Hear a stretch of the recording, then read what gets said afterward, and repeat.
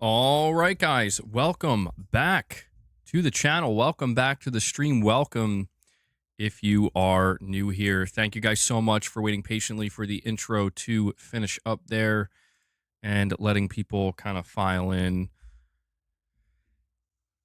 Yeah, Merry Christmas to everybody. I mean, it's the day after, but still. Old chair is back. The old chair is back today. Indeed it is. I don't know. I really do like my other chair, but I'm telling you, man, it makes me too comfortable. I gotta have better posture. I gotta be in you know, I gotta be ready to go. You know what I mean? And Jakey Stee comes in and drops a super sticker, which looks to be is that a pear? I guess that's what it looks like. Celebrating. Thank you, Jakey Stee. I do appreciate that, buddy. It's a shame it doesn't count towards the super chat goal, though.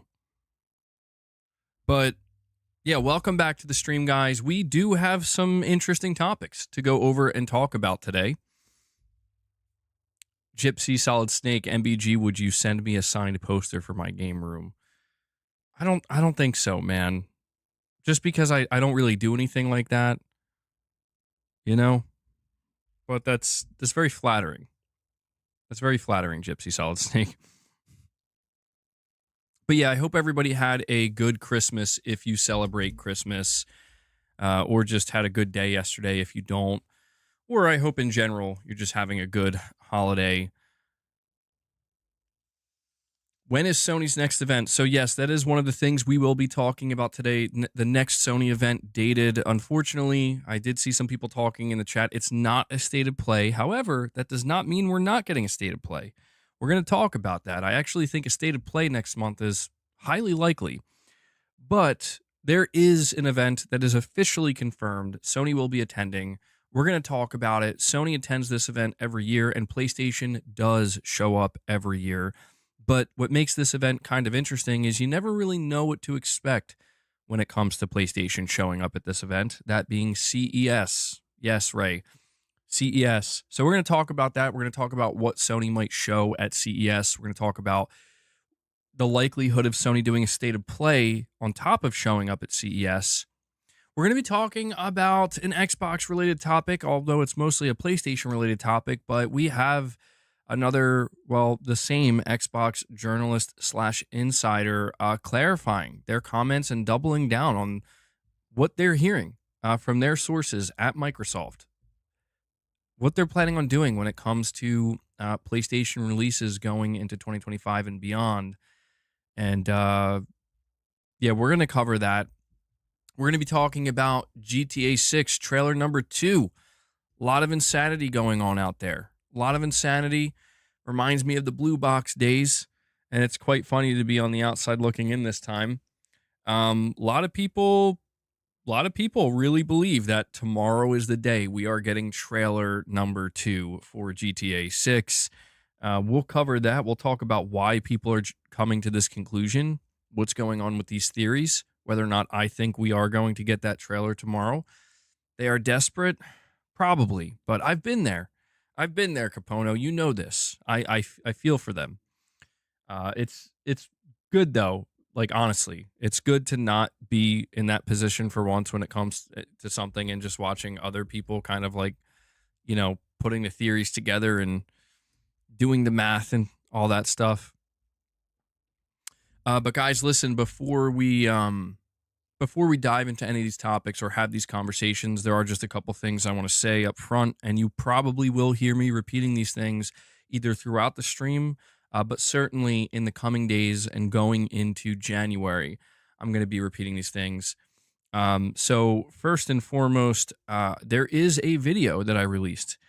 It's out now, but it's for members only. So something I'm going to be experimenting with is releasing my news videos early to members. I want to approach 2025 by trying to add as much value as possible to the membership. So we're going to basically, now keep in mind what I'm saying, the plans could change, okay? It's going to be an experimentation phase, but something I noticed in the last stream is that A lot of membership gifts were being distributed to people who were getting membership gifts previously, but for the last 3 to 4 months, it just stopped. There were people who were consistently receiving membership gifts and they just were no longer receiving them. And a lot of people that we never really it's not that they've never watched the streams or anything, but we're not really familiar with them or we don't really see them in the chat that often. They were getting the membership gifts. On the last stream, that seemingly changed. So I don't know if YouTube reversed the decision or if there was something going wrong in the back end and they fixed it. But people who, were over the 12-month mark of membership gifts were receiving them, and they were very happy about that. So I think this is great news, and I just want to let everybody know this, not only for those who want to gift memberships, but for those who, again, are hoping to receive them. And so, as I told you, I basically took December off for members content and just kind of chilled out on it. But we're going to be coming back stronger than ever. This is my hope anyway. So the perks are as follows, or at least this is what I'm planning to offer members starting in January. Beginning today, basically, but rolling it out in January. So early access to videos if you are a channel member. The Members Lounge. The Members Lounge is coming back. A lot of people have been asking about that. A lot of people are missing the Members Lounge. We're going to be bringing it back. We're going to still be doing Morning with the Misses. I'm going to try to make that. I'm going to try my best to make that something that we're doing consistently every week, or at the very least every other week.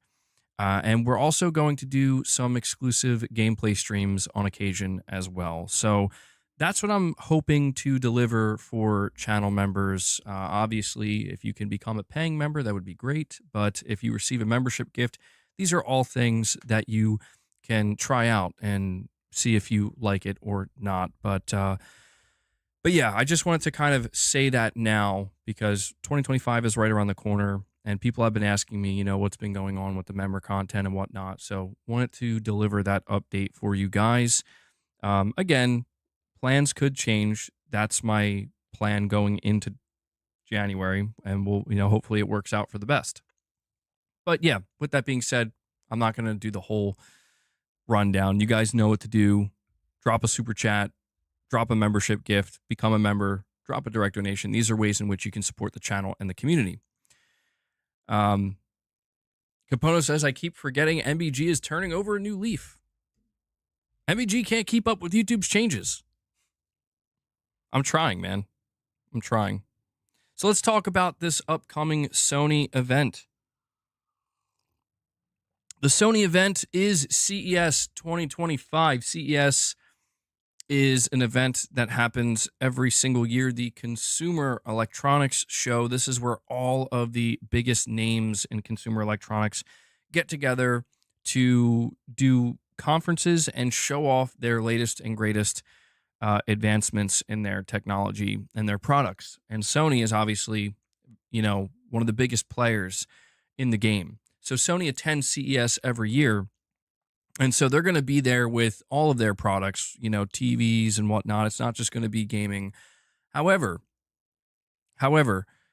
Sony has been doing a very small, but sometimes, pretty, I would say, surprising, if you want to call it that, a small but pretty surprising little press brief or whatever, or showcase. I don't know if I want to call it a showcase, but during their CES conferences, they always have a segment dedicated to PlayStation, and it's varied in recent years in like what you can expect. So, for example, CES 2024, PlayStation was there, and this was at the time when Jim Ryan was retiring, and Sony was in a kind of transitionary period with that, and so the actual CEO of Sony spoke on PlayStation's behalf and didn't reveal anything crazy. It was basically just a small update. The biggest thing they actually revealed is like a new milestone in users, and that was basically it.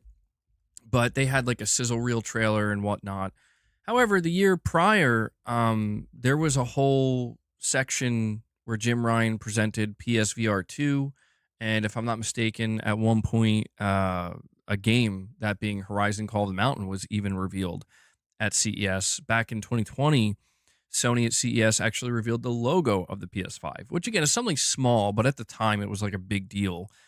It doesn't matter now. But this is something that I think might be worth paying attention to because, well, I'm kind of curious who's going to be presenting. We have two CEOs now, right?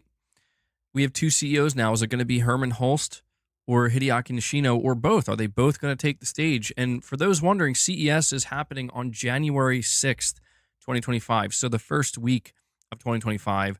Again, PS6 confirmed at CES? Probably not. PS6, I'm going to say that's not going to show up. Truthfully, I would keep expectations pretty low for CES. CES is a pretty big event for Sony in general. It's a big event for all of these consumer electronics companies. But I don't know, man. Sony might have a little surprise up there. Just a small one, a little surprise up their sleeve potentially. This is going to be the first year where we have Herman Hulst and Hideaki Nishino as the CEOs of PlayStation. Like I said, last year, or this year, I should say, it's still 2024, January of this year, I think nobody really expected anything significant from PlayStation at CES because it was a transitionary period where they were trying to find a new CEO. And it feels like things have kind of changed quite a bit since then. The biggest gaming news at CES will be the Steam/Xbox handhelds revealed. I saw there was a rumor floating around about this, and does anybody have a source? I couldn't find the source of this rumor. That apparently, yeah, there's going to be some kind of like third-party Xbox handheld that's going to be revealed. It's like a Lenovo, I think, a Lenovo handheld that's going to be running some kind of Xbox portable something. I don't know. Would that be? I guess that would be a little bit surprising. The most surprising thing about it would be the fact that it's a third party.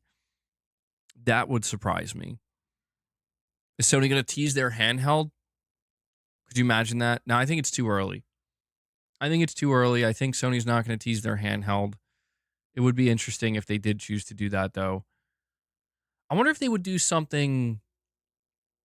I wonder if Sony would be willing to just announce that they're like in the process of developing a new handheld. I wonder if they would be willing to do that because there have been a lot of rumors about that. There's a lot of conversation building up regarding handhelds, and if it's true that Xbox is going to be there in some capacity, Microsoft is going to be there in some capacity with a partnership handheld Xbox related thing, I don't know, maybe Sony might just say we should just put this out there now. It would make headlines, that's for sure. It would definitely be a major talking point of Sony at CES this year. But RC Young, you're saying you got a PS5 yesterday. That's awesome, man. Good stuff, bro. Yeah, I forgot to ask, did anybody get anything good for Christmas yesterday? I gifted the limited edition PS5 to Mrs. MBG. She's pretty happy with that. I mean, we're going to share it, of course, but I gave it to her. I'm like, this will be yours. You can have this. Because she's a huge fan of the PS1. She grew up playing PlayStation as well. And she really liked it. She loved the look of it. She loves the control. She loves the DualSense. You got bills for Christmas? Yeah, I feel you, man. I feel you on that one. Yeah. Meet the Cheater says you gave a PS5 yesterday, or I don't know if you meant to say you got one, but. Oh, yeah. Yeah. Yep. My son, Santa Claus brought my son, little MBG, the limited edition Astrobot DualSense, and he loved it, man. He absolutely loved it. He also got an Astrobot plush as well, and he loves both. And he did say he got quite a few gifts this Christmas, but he said yesterday that the Astrobot DualSense or controller was his favorite. So he was really satisfied with that. And dude, I was a little bit jealous. I'm like, Santa, bro, I would have liked the Astrobot DualSense. I was quite surprised, by the way, when he was using it. I was looking at it, I'm like, where you actually place your hands on the controller, it has a different type of plastic on there, which was surprising me. I didn't realize that when I saw like pictures of the controller or a trailer with it. You're getting a gift today and it could be there soon. UPS is taking all day.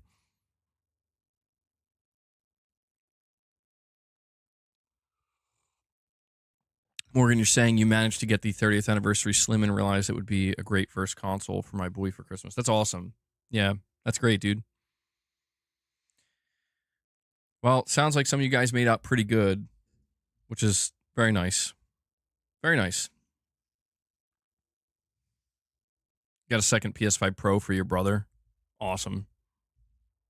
Very cool, man. Yeah, I guess a lot of people were waking up to PlayStations yesterday.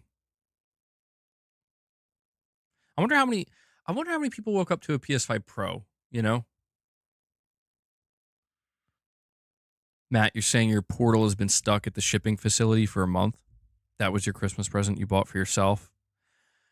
Man, yeah, that's rough. That's pretty, yeah, I can see that being pretty annoying. I guess it's better that it's for you though and not it wasn't for somebody else, because I feel like that would be even more annoying if it was that delayed.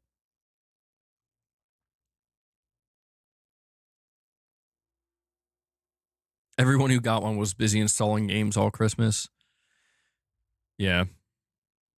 Well, yeah, I meant to ask that before we got into the first topic. I just wanted to ask you guys how your Christmas was, if you got any good gifts. Damn, Muhammad.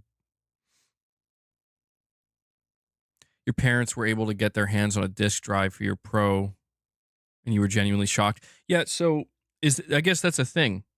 The disk drives really are just like sold out, right? They're just like not available. This is a problem I'm running into now because I bought a disk drive for the Pro, which I've been using, but with the digital edition, limited edition PS5, I like just realized yesterday, like I never bought a second disk drive, and I went to go look it up yesterday, and yeah, dude, they're sold out.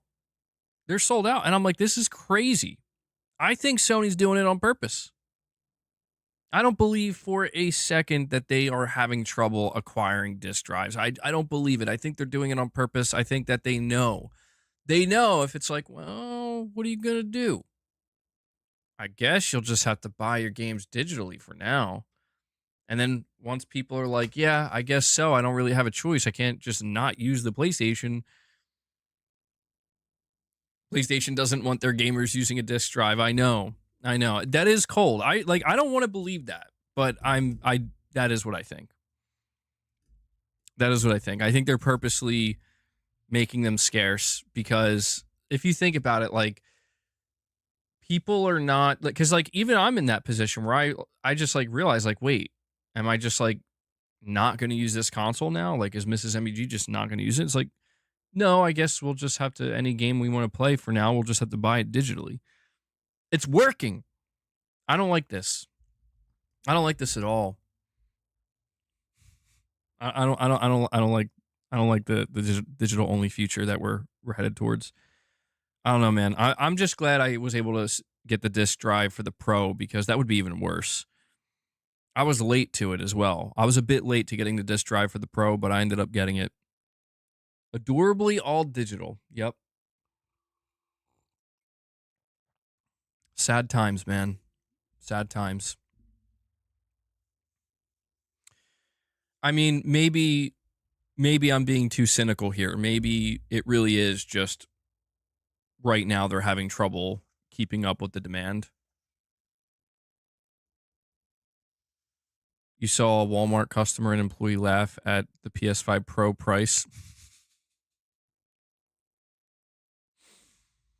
Thank you for that anecdotal little story, Devil Shooter, about your trip to Walmart. That's so funny. You know it's bad when you're out in public and you do see people talking about it and laughing at it. You know that's when it's like, oh, okay, well, I guess it's not just the internet, you know. What's up, Irfan?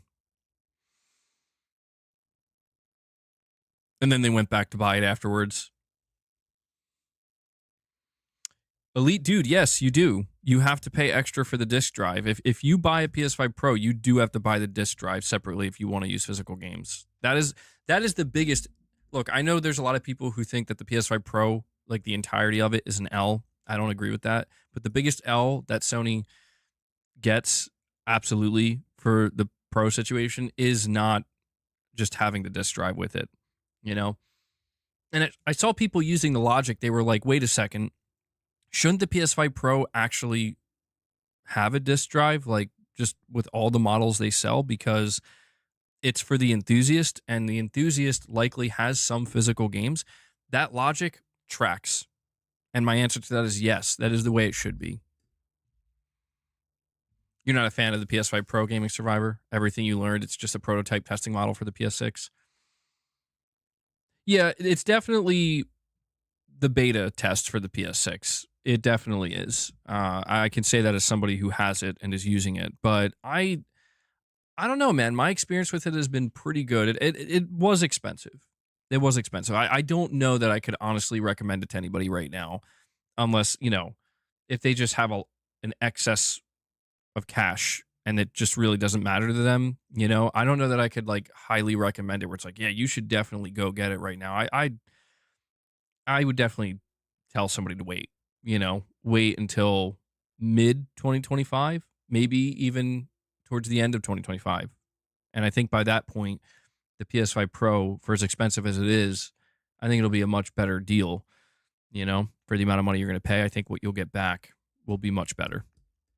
Yeah, I agree. It's still a great system. Like for the games that are taking advantage of it right now, excluding the few games that are having some problems, it's looking really good. The games are looking really good. I think the next game I'm going to be I've been playing Lego Horizon Adventures, and I think I'm going to go back to Silent Hill 2 Remake. I never did play it on the Pro yet, and I'm curious to see what's going on there. I don't know if I'm going to commit to it or not, but I'm thinking about trying to get the platinum for Silent Hill 2 Remake. I know. People keep telling me to get back to Final Fantasy, and I'm going to be honest with you, like, that's going to be something that it's going to happen, but I don't have a timeline for it yet. I do not have a timeline for it yet. It will happen. I just don't know when. I have to make sure because I think the problem I had when I went to go play Final Fantasy VII Rebirth this year, the problem I had is I just was not prepared for how much was there. I wasn't, I should have known, but I just had it in my mind like, oh yeah, I'll be done this game in like a week and a half, 2 weeks. And then I'm going to move on to the next games. Cause at that time there were a bunch of games coming out that I wanted to play. And I was like halfway through it and then I put it down. I'm trying to remember what game I went to go play that distracted me from it. But I ended up, that thing happened. It happens to all of us sometimes, I think, where like you put a game down, 3, 4, 5 days goes by, and then before you know it, it's like you're not going back to it. It's over. It's over. Like the next time I go back to it, I'm gonna have to start it from the beginning again, and I want to make sure I'm like committed to actually seeing it through. I'm not gonna platinum it, which is disappointing. Based off of what Josh Z told me about the platinum, no way. Was it Rise of the Ronin? I think it may have been Rise of the Ronin. Yeah, I was pretty psyched for that game. But I want to go back to Silent Hill 2 Remake because I don't know. I have this kind of itch. I don't know why. I have this itch to go back and play it again. I'm just kind of in the mood, and I didn't get the platinum.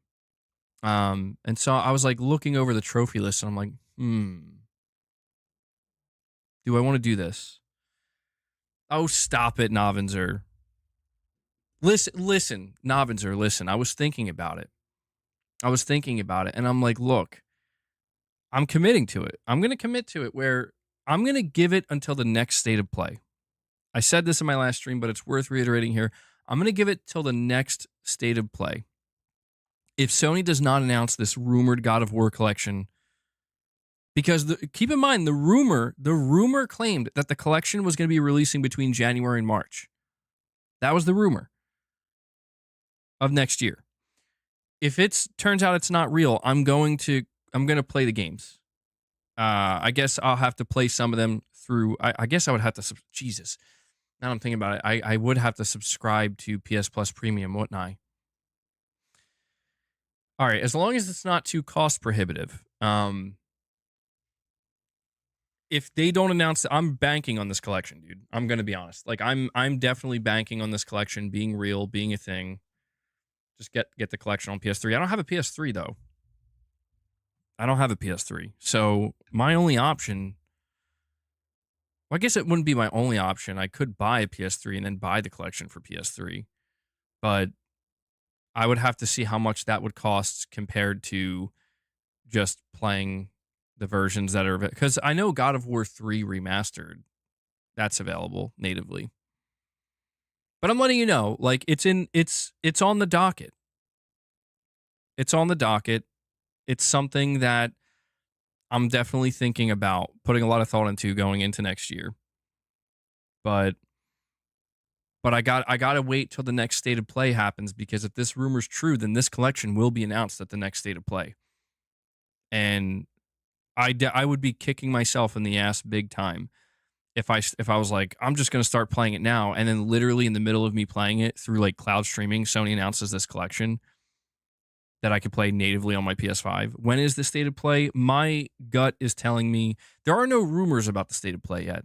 The event referenced in the title is for CES 2025, but when it comes to the state of play, my gut's telling me it's going to be January. Sony did a state of play last January, and we seem to be there seems to be a pattern with both Sony and Microsoft, and maybe we can throw Nintendo in there now, because Nintendo apparently is going to reveal the Switch 2 in January. Microsoft's going to be holding their developer direct in January. They've been doing that seemingly every January for the past couple of years. And I think Sony's starting to get comfortable with the idea of having a state of play every January, because one of the things I was expecting at the Game Awards this year when it comes to PlayStation was for them to kind of lay out something. Like, a lot of people were like, oh, they're going to have Days Gone remastered. Or I was talking about the idea of this rumored God of War collection showing up, because right now Sony doesn't have anything. I mean, literally, they have nothing. Not even well, they have Spider-Man 2 for PC, but putting that aside, they don't have anything lined up between for January, February, or March. And then even after that, in April, it's another PC port with The Last of Us Part 2. So they only have 2 PC ports lined up, nothing else. That to me is a little suspicious, where it's like, that's a pretty, I mean, that's like over a quarter of the year, you know? And 2025 is supposed to be a stronger year for Sony.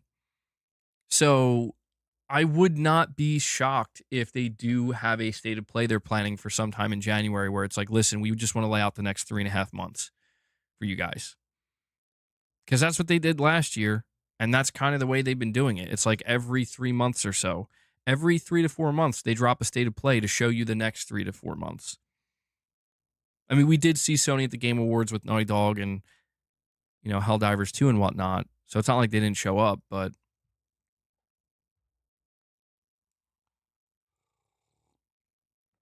yeah, that's another thing too. Yeah, that's absolutely worth pointing out is at this point in time last year, we knew about like 2 or 3 games that were not necessarily from Sony's first party studios, but we knew about The Last of Us Part 2 Remastered. We knew about Helldivers 2. We knew about Final Fantasy VII Rebirth. We knew about Rise of the Ronin. These are things I believe we did know about. And so we basically had like every month there was something that Sony was dropping, to whereas this year there's nothing. It's kind of peculiar, Makes me wonder what changed, or if maybe they do have something they want to let us know. Why 3 months and not every year? I think they're just basically trying to do things on a quarterly basis, but Sony did show a willingness with Intergalactic, the Heretic Prophet. They did show a willingness to start to show games that are a little bit further out. That to me was one of the most surprising things about that reveal at the Game Awards, is they didn't date it. They didn't put a year on it. And I'm like, oh, okay, well, that's different from the way you've been operating these days. Excuse me. Is this a new shirt? Actually, no, this is an old shirt. I just lost it and recently found it. This is my old RE7 shirt. You want Ghost of Yote's release date? Well, we should be getting that sometime next year. The game is slated for 2025, so I mean, I don't know. It feels like there's something bubbling up.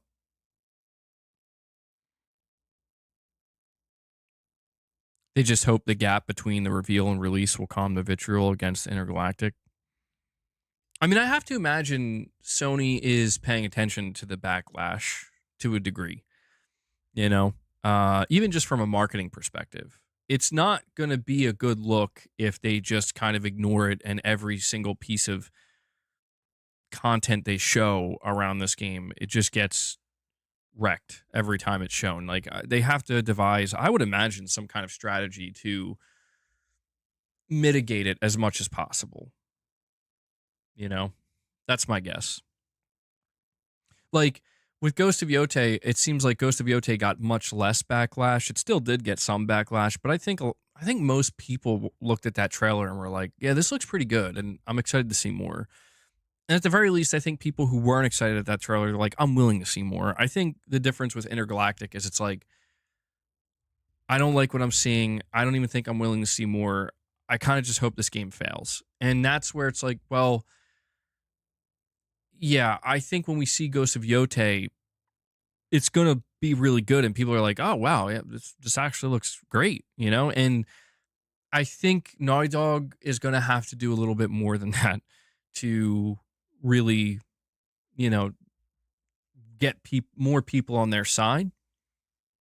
But I don't know. I think at the end of the day, we just have to let the games speak for themselves. And I'm just of the belief that if you made a good game from top to bottom, from start to finish, it'll speak for itself.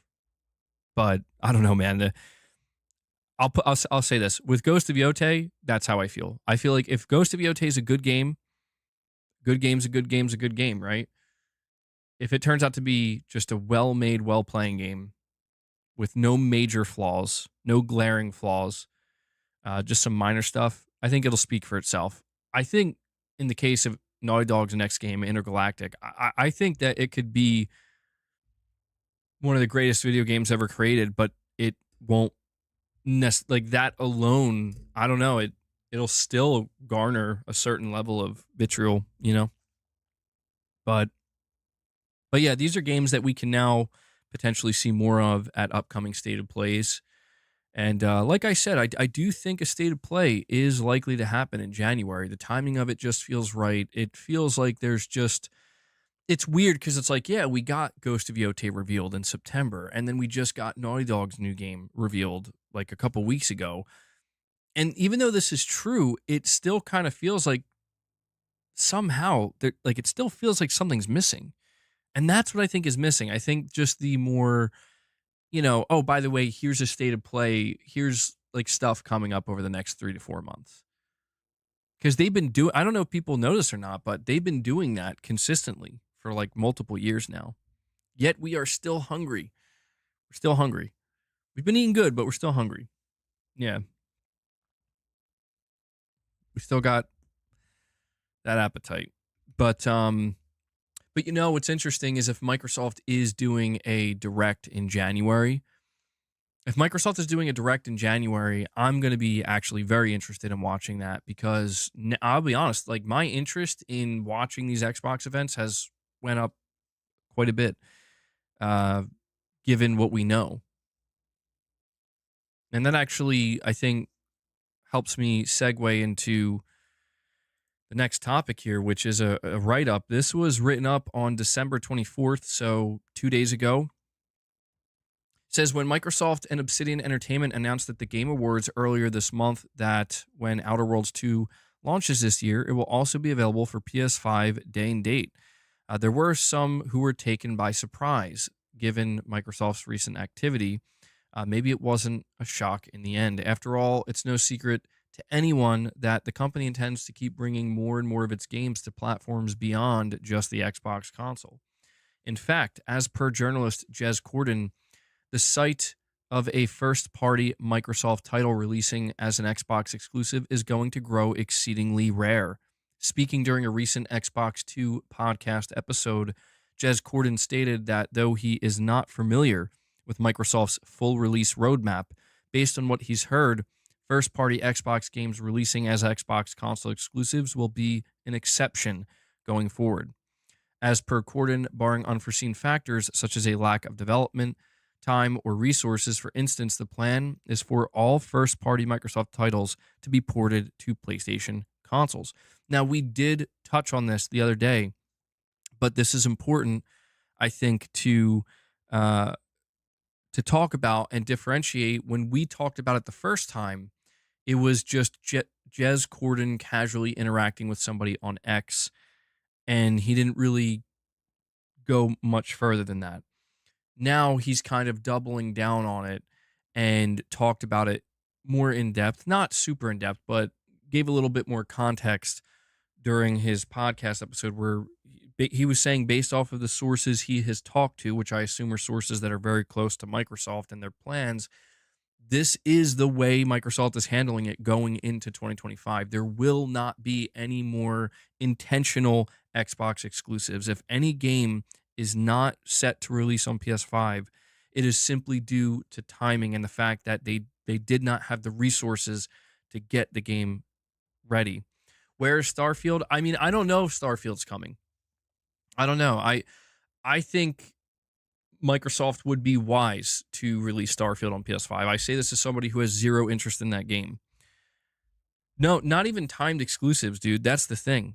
I mean, yes, any game that doesn't release day one on PS5, I guess, would be looked at as a timed exclusive. But basically, in my opinion, the most important takeaway from what he's saying, if what he's saying is true, is this means that at some point in the next year or two, like when all of the studios get on the same page, right? Maybe it could be by 2026, maybe going into 2027 at some point. And this is very important when we think about next generation. It's going to be established that every single game from Microsoft Game Studios is multi-platform, multi-console, will be releasing on PS5, every single one. It's not going to happen right away because, again, some of these games that have been in development for the past 3, 4, 5 years, not a single one of them was developed with the PS5 in mind. Some of them were. I said not a single one of them. That's not true. Quite a few of them probably were, because some of these teams were literally just working with PlayStation. But I guess I should say a handful of them were not. So if we take a look at Fable, for example, Fable's been in development since 2018, or 2017, I think even. It's been in a long time. It's been in development. That entire time, they were not building the game with PS5 in mind. Now, come 2024, when the game is probably much, much, much closer to being done. No, I don't think that's the same approach per se. I don't think it's the same. I'll explain why in a second. We have Matt Fu coming in, dropping a 20 bomb on you guys. Matt Fu coming out of nowhere. Astro Fu, as I like spit all over my mic. And he drops a 5 bomb on top of the 20. That's 25 memberships gifted from our good friend Matt Fu. Love to see it. Let's get some W's flowing in the chat. Yeah, he must have had a good Christmas. He's like, bro, I'm here to drop some gifts.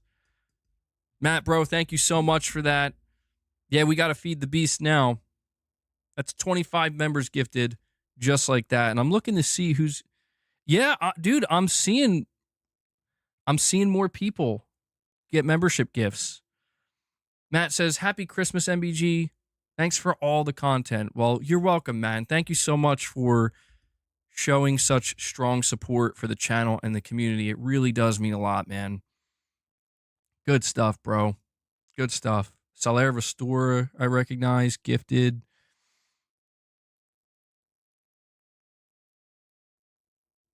Yeah, this is good to see, man. Fishy Q is what I'll call him. I don't know if he's here right now, but he's definitely a regular on the channel. He got gifted a membership as well. Xbox's King was gifted a membership. Well, to be fair, he is here a lot.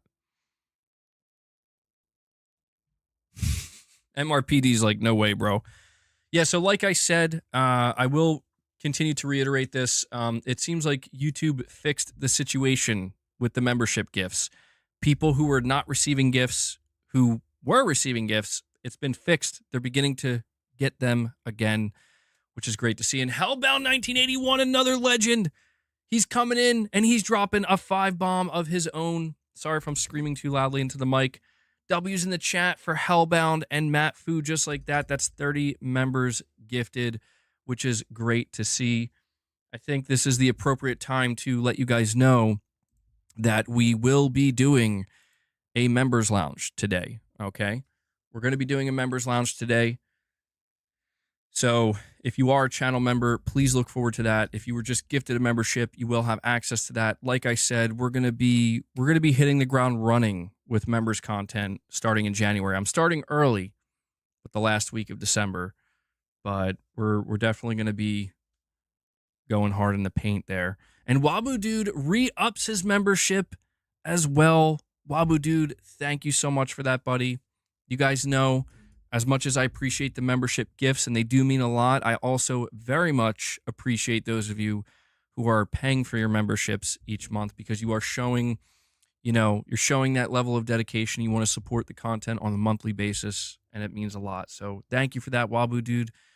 That's 31. Let me add that to the counter here,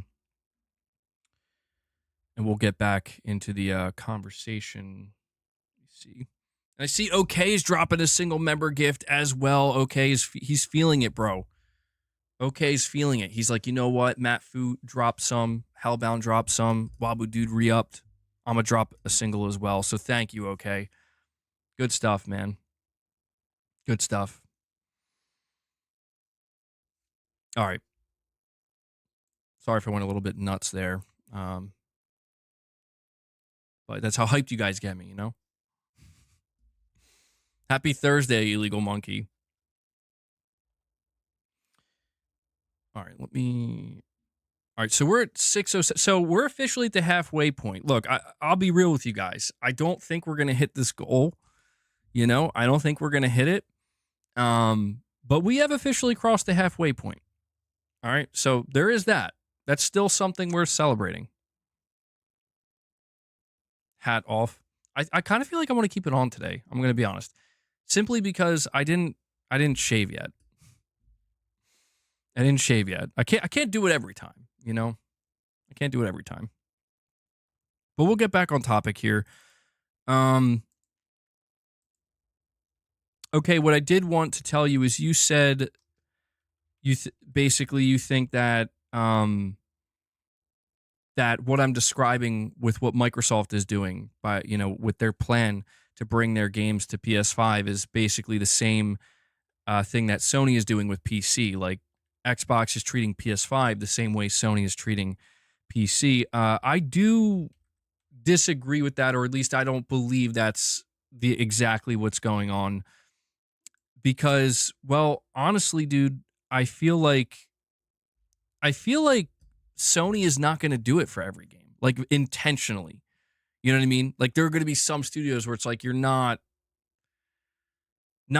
well, I don't know. That is a tough one, because eventually it will. Eventually it will happen. I have to think about this one. There are differences here, but I can also see why people would kind of view it as like, I'm not so sure. Boss. Boss, do you read me? It's time to feed the beast. Luna, you'll be up next. And we have a milestone chat from Matt Fu, member for 27 months. Thank you for the long-time support, buddy. You're saying, hi, MBG, Merry Christmas, and thanks again for a very entertaining year. Keep up the good work, and see y'all next year. Well, again, thank you so much, Matt.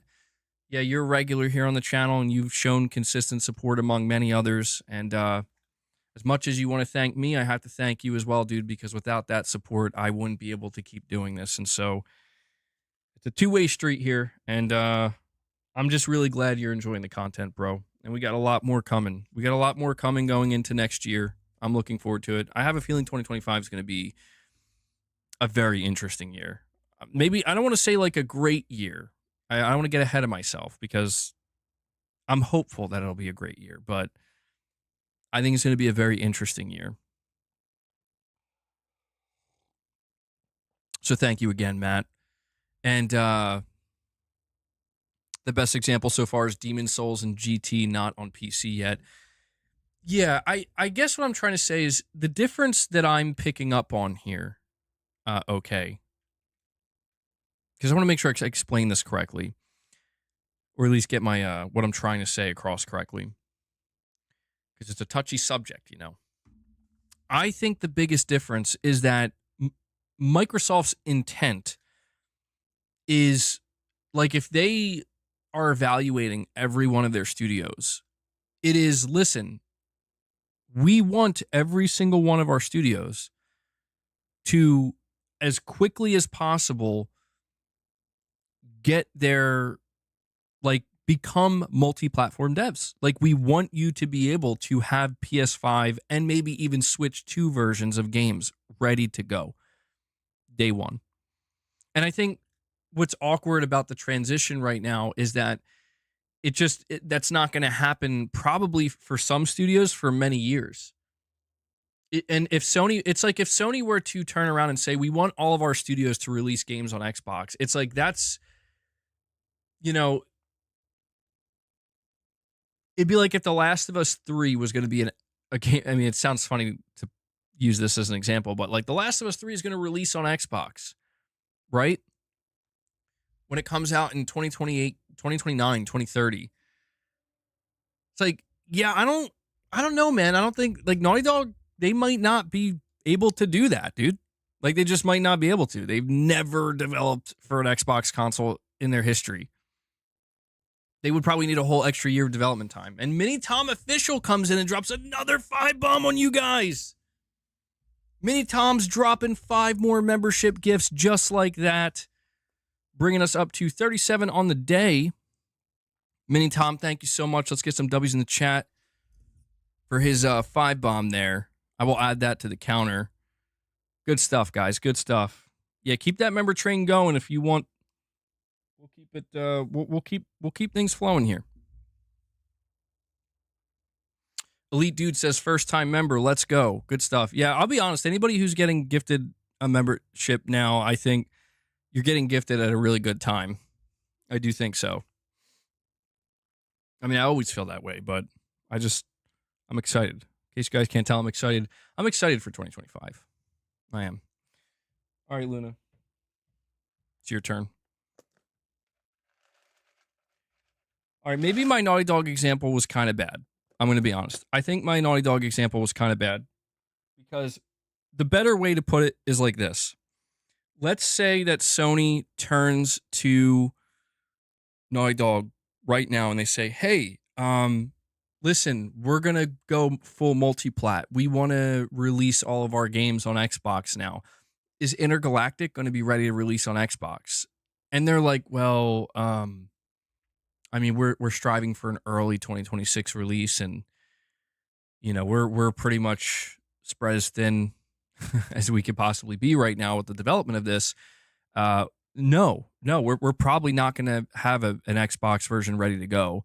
We would probably have to delay the game. And that's where it's like, oh, okay, all right. Well, you know what? Okay, so just worry about getting the game done, and we'll stick to that timeline and release for PlayStation. But you know, after that, when you start development on your next project, like The Last of Us Part 3, we want you to start developing it alongside, you know, the PS5 version alongside the Xbox version. I guess what I'm trying to say here is this is, I think, Microsoft's approach. Where it's like, again, if we look at Fable, and Fable's been in development since 2017, I don't think they're willing to delay a game if it's done. They're not willing to delay a game, which I think makes sense. Many Tom, you're saying, I think YouTube is broken. I used to be able to get gifted memberships, but I can only gift myself for some reason. Try to stick around, Many Tom, because I've been pointing this out. People who have been receiving membership gifts in the past, but haven't for some time, they're starting to receive them again. So something I think changed on YouTube's side. They fixed something. So just stick around, Mini Tom. Hopefully, and I think you can gift, by the way, even without being a member, which is so funny to think. But basically, if you were a member at any point in time, you can gift memberships at that point. Unless they changed it and you can just gift memberships without ever being a member. If they changed that, I'm not aware of it. Oh yeah, let me add your so we're at 612. Let me hold on.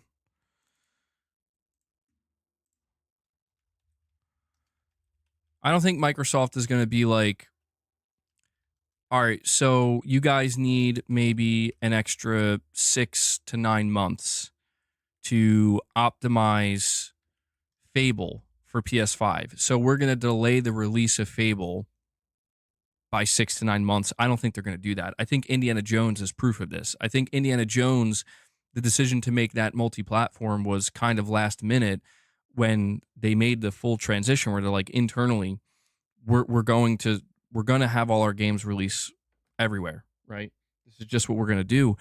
And I think the studio, Machine Games, I think they're like, yeah, we could do that, but like we don't have a PS5 version ready to go by December. Well, how long do you think you'll need? Maybe like 6 months. About 6 months. Okay. So we'll shoot for spring. And I think that's, you see what I'm saying, where I guess what I'm trying to say is when Sony is developing certain single player games with PC in mind, they're only doing so, at least in my opinion for now, they're doing so with the intent of it will eventually, like the PC version could be done and ready to go, but we're not releasing it. Like we will intentionally hold it back for a year or longer. This is, I think, Sony's approach and how it differs from Microsoft's. But generally speaking, I do think there are similarities, like a lot of similarities, actually. Okay, you're saying, so is timing the only difference? Spider-Man 2 on PC 1 year later. I mean, for now, yeah. For now, it does seem like Microsoft is just ripping the Band-Aid off. And they're just, like, I think Microsoft wants to make it clear that we're not trying to hold back games.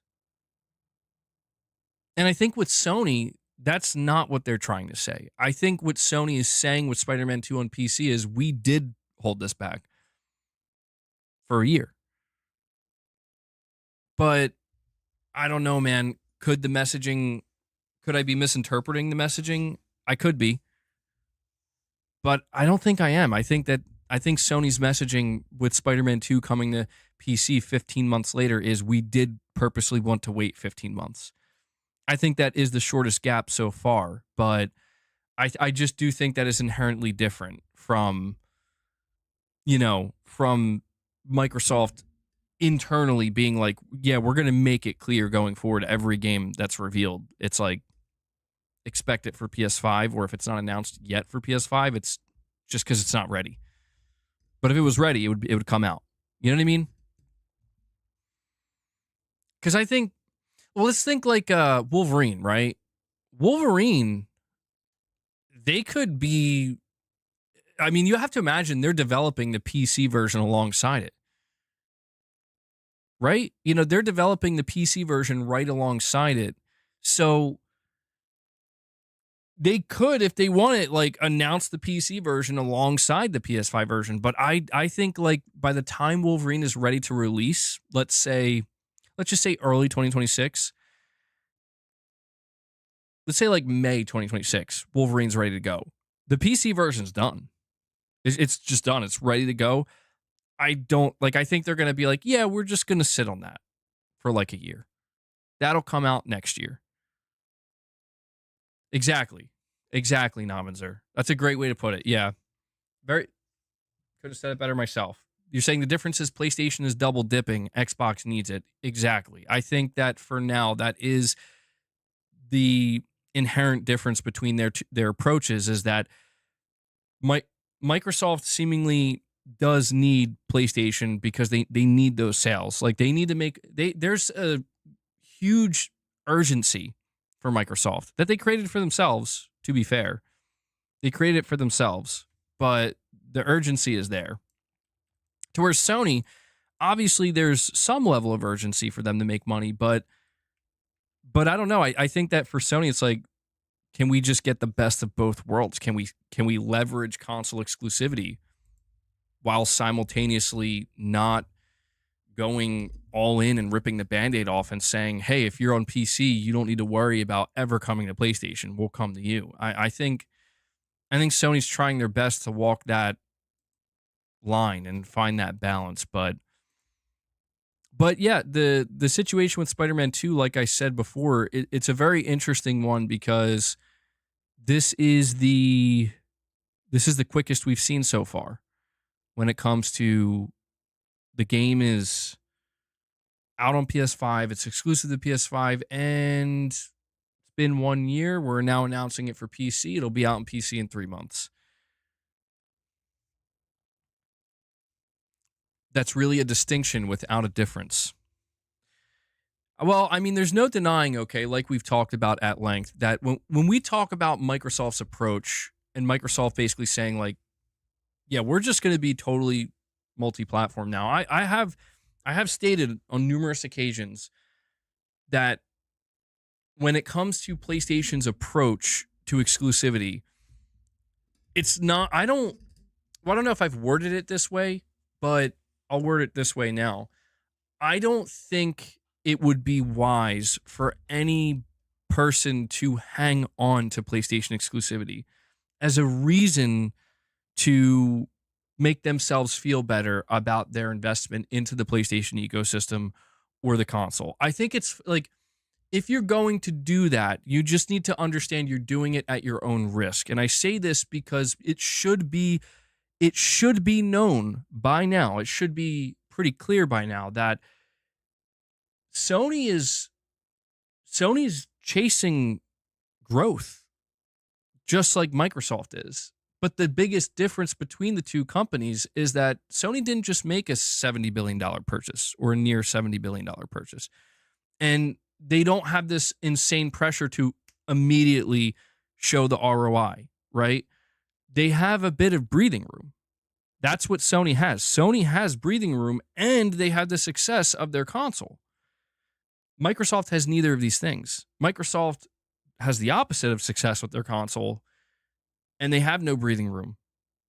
So what they have is the potential to make the most amount of money they've ever made on their games in their history. Jazz already said more PlayStation exclusives are going to Xbox next year.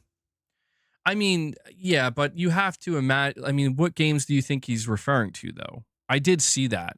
And the only reason I didn't cover it is not because I'm trying to be picky and choosy, but just because it's like, well, I mean, we're thinking like Final Fantasy 16, right? We're thinking, I mean, maybe Stellar Blade. I don't know. I think people are thinking of these kind of third party or timed exclusive. Silent Hill 2 remake that is coming next year. Forspoken is coming next. I don't know what, dude. Forspoken was a 2-year exclusive. Very weird with the situation with Forspoken. But like, could he be referring to something bigger? Yeah, but I'm gonna be honest with you. If he was referring to something bigger and he knew, he would hint that it was something big. He would hint that it was something people were not expecting. And I would definitely be interested in that. I'd be like, oh, now you have my attention. You know, the idea of third-party exclusives that were basically timed, the idea of those releasing on Xbox, I mean, it's not really, I don't know, it's a nothing burger for me just because I already assumed. I mean, if we're talking about something like Helldivers 2, that, yeah, I would be interested. Like, that's very surprising to me. If we're talking about any of these games, like Death Stranding 2 or something, like those, yeah, that would shock me. I'd be like, whoa, really? That would be huge. But I think the biggest one we're probably thinking of right now Well, yeah, it's interesting when you think about how many PlayStation games could be ready to go on Xbox. You're talking about Marathon, maybe if it comes out next year. We're talking about maybe Lego Horizon. There was a rumor that maybe that's going to go over, which after playing it, I can understand why. I'm going to be totally real with you guys. Like, yeah, I don't know, man.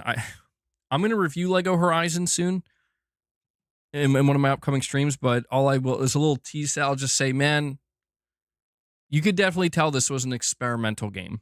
I'll just put it that way. I'll go more in depth when I do my review. But you think maybe like Lego Horizon. You're thinking maybe, well, not maybe, but Silent Hill 2 remake. So that's like 3 games right there. Maybe Stellar Blade, maybe Final Fantasy 16. So yeah, it's definitely, okay, so I'm gonna make a prediction for 2025 since we're on this topic. Here's a prediction.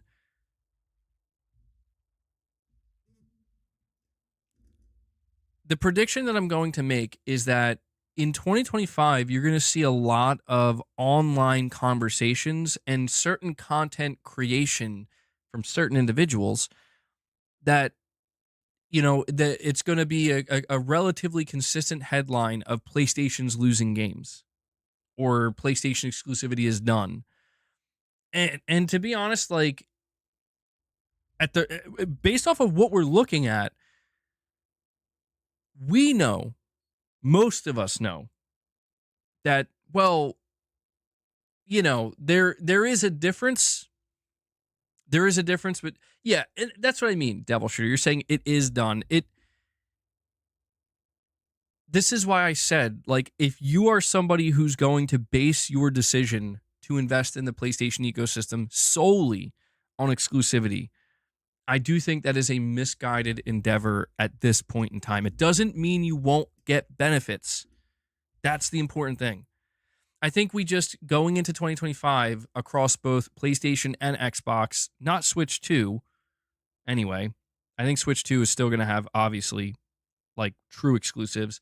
But across PlayStation and Microsoft, I think we have to kind of reevaluate what we mean, redefine, if you will, what we mean when we say exclusive. Because I see people still, they throw out terms like Xbox exclusives or PlayStation exclusives. And I'm like, well, like, is Wolverine really going to be a PS5 exclusive if I know it is going to release on PC a year later?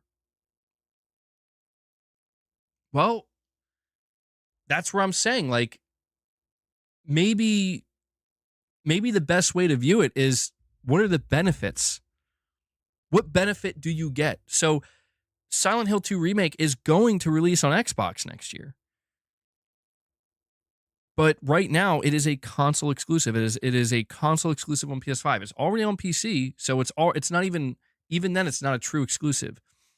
But for me, as somebody who prefers to play on console and I play on PS5, that is something that I could tell somebody. It's like, hey, if you're thinking about getting back into gaming or buying a console, something to consider.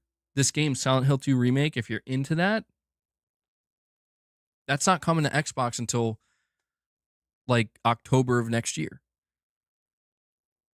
So it's no, in that case, it's like, if Fable does come out next year, or let's just say Avowed is coming out in February. Avowed's not announced for PS5. Avowed, I think, at some point is probably going to make its way to PS5, but it's not releasing day one on PS5. So somebody could say, well, hey, if you're trying to decide on which console to purchase, you're not interested in PC, you're trying to decide which console, you might want to consider that this game Avowed, there's no time frame for a PS5 release. There's no time frame for that. So it's one of these things where I just think, I'll be honest with you, man, I think these exclusive propositions, whether it be like, hey, it's an exclusive, but we're not going to tell you for how long, or it's an exclusive for 1 year, or it's only exclusive because we literally didn't have enough time to make the other version. I just think that these are things that are going to be more relevant to buyers in the moment and not fans anymore. I really believe that that's what's going to change, and that is what's shifting. Because, like, the reality is people are still going to play on Xbox. Halo could come to PlayStation, and there will still be people playing on Xbox. And you know, everybody can have their opinion on that, but that's not the point. The point is that's what will be. Just in the same way that Helldivers 2 could be announced for Xbox tomorrow, and there's still going to be people playing on PlayStation. The reality is, and I'm not saying this is going to happen, but it is just the reality. Sony could just announce January 1st or at CES, we're going full third party. We're ripping the Band-Aid off. Every game from now on is going to be developed with PC, Xbox, and maybe even Switch 2 in mind. And people are still going to play on PlayStation. That's I just think that's the reality we are living in going into 2025. Does it also mean that PS5 sales would suffer just like Xbox sales are going to? So we talk about Xbox going all their games on PS5. Dude, next gen is toast for them. There is no next gen for them. And Microsoft knows this. Microsoft isn't stupid. They're well aware that their next console is going to be the literal worst selling Xbox of all time. That they know that. They're like, yeah, of course that's going to happen. It's going to be so bad that people are going to question why you're even doing this, and Microsoft's going to just say because we want to. Because even though there's only 10 million people in total at this point that want an Xbox console, we're still going to make one for those 10 million people. And I respect that. I do respect that because it's like, you don't have to do that, but you're doing it anyway. So good on you. But I'm just saying we've reached this kind of inflection point where Microsoft, they are already there. Sony is inch by inch, quiet, slow step at a time. They're making their way there. Nintendo ain't moving. Everybody knows that. Everybody knows Nintendo ain't moving. But Nicodemus, a member for 16 months, says, MBG, tell these fools to wake up. We got less than a week to go, and we're only halfway to getting a Mrs. MBG reveal. Wake up. You guys hear Nicodemus? Wake up. We're only halfway there. You got less than a week. Somebody better start dropping 50 bombs left and right. I mean, listen, I will make it clear, Nicodemus and everybody else. It's totally cool if we don't hit the goal. We're still going to do Morning with the Misses. Mrs. MBG will still be on the channel, but we won't be on camera, and that's fine. So I don't want you to think that if we don't hit the goal, Mrs. MBG is not going to be part of the channel ever again. No, not at all. Not at all. So I want there to be pressure. But I don't want it to be an unfair amount of pressure, okay?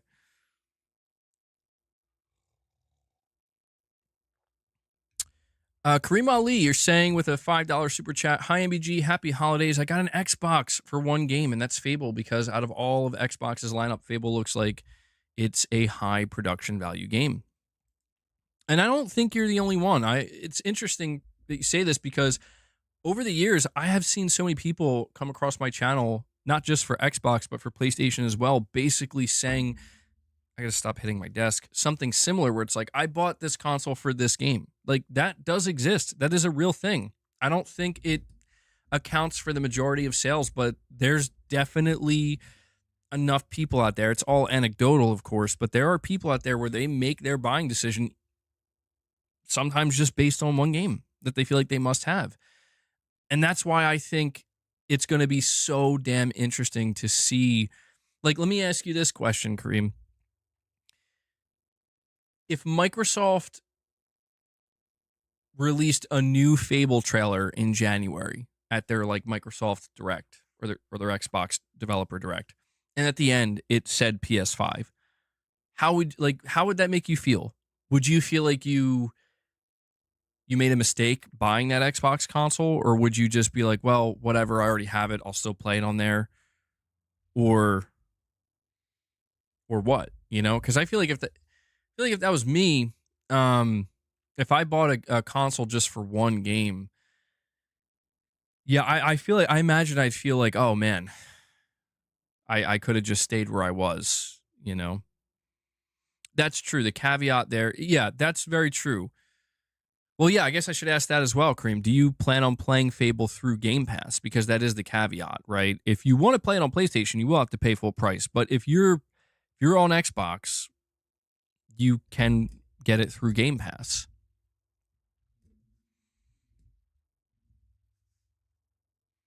I do think Fable is coming to PS5, by the way. I don't know if it's going to be a day one release, but and I'll be honest, I think Fable looks pretty good. I like the last trailer they showed. I'm like, this does look somewhat promising. And I like Playground games. I always have. I'm really interested to see how Playground Games does with an open world RPG, especially one with a production level this high.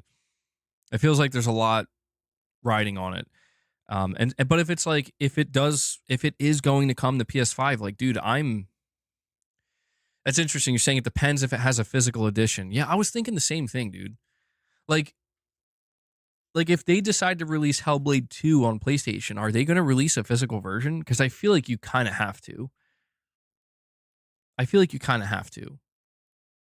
But then that calls into question, like, well, does this mean you make a physical version for Xbox, even though you know you're not going to sell any over there? Saying I've been really nice to Microsoft lately.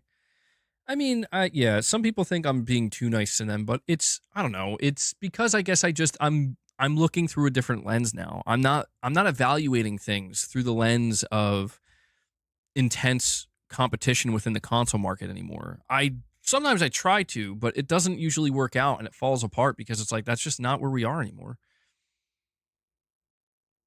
It's just not where we are anymore. I'm actually just viewing things now through the lens of like I said, I'm actually excited for the Xbox Developer Direct that's rumored for next year because it's like I mean shit, man.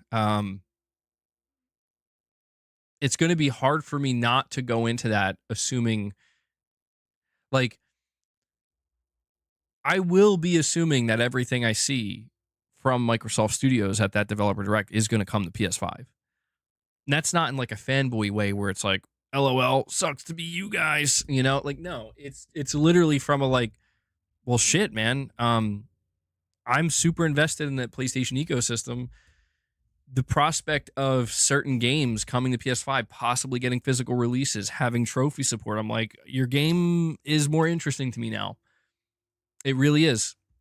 Because that's one of the things that I think was that Microsoft, I think, has been very smart in their analysis of how they should approach this situation is they realize that man there are quite a few people that are dug in like me and it's not uncommon, right? It's same on Steam, same for the people who did invest in Xbox that are still there, which is why Microsoft probably is like we can't leave this market because we do, even if it's just a couple million people, these couple million people have like probably hundreds of games purchased on the storefront and so much time and money invested into it. But I think Microsoft kind of realized that they're not going to just like get like no like Fable, for as good as I think it looks, you know, if it were to review really well and it turns out it's like, man, this is like one of the best RPGs in a while, and Microsoft really did it. It's like a game rated in like the high 90s or something, or the mid 90s or some shit on Metacritic. It's like that might be enough. That might be enough to convince me to be like, okay, you know what? Yeah, I'm gonna go buy an Xbox or I'm gonna boot it up on my PC. But I just think, that's there's still a bit of tooth pulling going on there, where it's like, okay, um, you're winning me over, but I still like don't want to. You know what I mean? And that's just simply because I'm dug in. And I actually do ever since we kind of realized that this is what Microsoft is doing, ever since they basically, you talk about turning a new leaf, like Microsoft turned a new leaf, and they're just like, we're just going to come to you, man. And like not even just like casually, like we're going to have some physical releases, we're going to have trophy support. We just want you to enjoy our game. Like that honestly has changed my view of them, where it's like I'm now looking down the barrel of when, yeah, I'm streaming this on an Xbox. I'm looking down the barrel of, so you're telling me by the time State of Decay 3 comes out, there might be a physical PS5 version where I can get the platinum on my PS5 Pro. It might even be PS5 Pro supported. Like that, like I can't be mad at Microsoft anymore. Like there will always be that part of me that's like, man, I don't want this to come at the cost of you've given up on the console market. But it's like it's happening anyway. So I may as well just try to look at the glass half full and be like, well, all right. I mean, the competition may lessen in this particular market, but I just hope Sony doesn't go crazy. It is, I've seen quite a few people bring up the fact they're like, bro, it's kind of crazy to think that if Microsoft had just held on a little bit longer, they've reached this point now where they have all these games ready to go. They have their lineups. If they had just held on, this would be what does it. I mean, it really turns their console business around. And I agree. If everything except Call of Duty, we'll put that aside. If everything except Call of Duty was going to now be exclusive, dude, I think Microsoft would completely turn the console business around. But it's just like they would be doing that knowing there's a hard limit. You know what I mean? There's a hard limit to the amount of customers they can reach. There's a hard limit to the amount of people who are going to go out and buy consoles. They really are taking the most ubiquitous approach as possible because simply put, they want to be a revenue leader, man. They want to be a revenue leader, and they know this is the way to do it.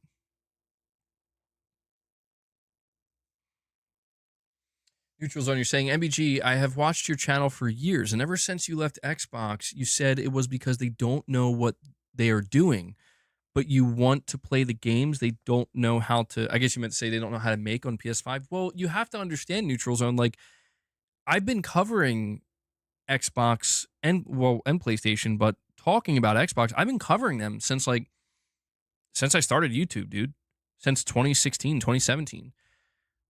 I think it's just a matter of like, we have to acknowledge that, dude, Xbox right now is not the same Xbox as 2017, 18, 19, 20. They're literally not. Now they own multiple publishers, multiple studios with catalogs of IP. And I've had a whole year, all of 2023 was talked about like, listen, could I still have that attitude of like, well, I'm not giving Xbox credit because they just bought it. They don't earn my respect because they bought it. It's like, I could do that. And I won't lie. Like, there is a part of me that still kind of feels like, yeah, you guys, I mean, you fast tracked it. You definitely fast tracked it. Maybe a little too fast. And I did do that for a while, but it's at the end of the day, it's just like the reality has to set in where it's like, listen, man, you can be as upset as you want at Microsoft for doing this, but it's done. They paid the money. They own the thing, and it's theirs now. And as more time goes on, people are going to forget that it never was theirs or that it wasn't theirs to begin with. Like, people are not going to remember that. As time goes on, people are going to, oh yeah, Call of Duty, that's that Microsoft game. Or Doom, that's that Microsoft game. It was not like that previously, but that's what it's going to be. Every year that goes by, it's going to be more and more of that. And I just kind of realized, like, yeah, I mean, what sense would it make for me to continually, like, it doesn't make sense, in my opinion, for me now that it's done, it's over, we understand how it will be going forward. I was against the Activision Blizzard purchase because I actually thought that there was a chance it would get denied. And if it got denied, I honestly thought it would put Microsoft in the position that I would have preferred to see them in, which is not a losing position. I mean, they would have been in a losing position, but in the position where they just realized, you know what, we have to It's either we build this shit from the ground up and we do it right, or we close it down. You know, kind of that sink or swim back against the wall. We gotta, this is where diamonds are made type shit. And I thought that, if they can't, the Activision Blizzard deal to me represented the kind of get out of jail free card. And to be fair, it was. It was. But that's where it's just like, dude, this is business. This isn't a board game. This isn't a game at all. It's business. The reality of the situation was, we're either going to get Activision Blizzard or we're done here. We're done. Because we're not doing that. Like, whatever is required for us to build this shit from the ground up and actually succeed over the next 20 years, we're not waiting that long. And we really just don't have the patience, or maybe even the resources, right? Or the know-how. It could be any one of those things. And that's why I just realized, like, dude, I'm not suddenly excited for all Xbox games. That's definitely not true. But it's just, in the same way that there are players on PC, and I understand this. Like, there are players on PC who probably from a distance, they kind of see some of the games that Sony's released, right? Like, maybe, let's say Ghost of Tsushima that came out this year on PC. They see Ghost of Tsushima from a distance, and they're like, oh man, that looks pretty fucking good. Ghost of Tsushima's looking pretty damn good. But, it's exclusive to PlayStation, so I guess I'm just not playing it. I think it looks good, but I'm not going to PlayStation, like, I'm just not doing it. I think in the same way that there are PC players that when Sony's like, we're going to bring it to PC now, they're like, oh shit.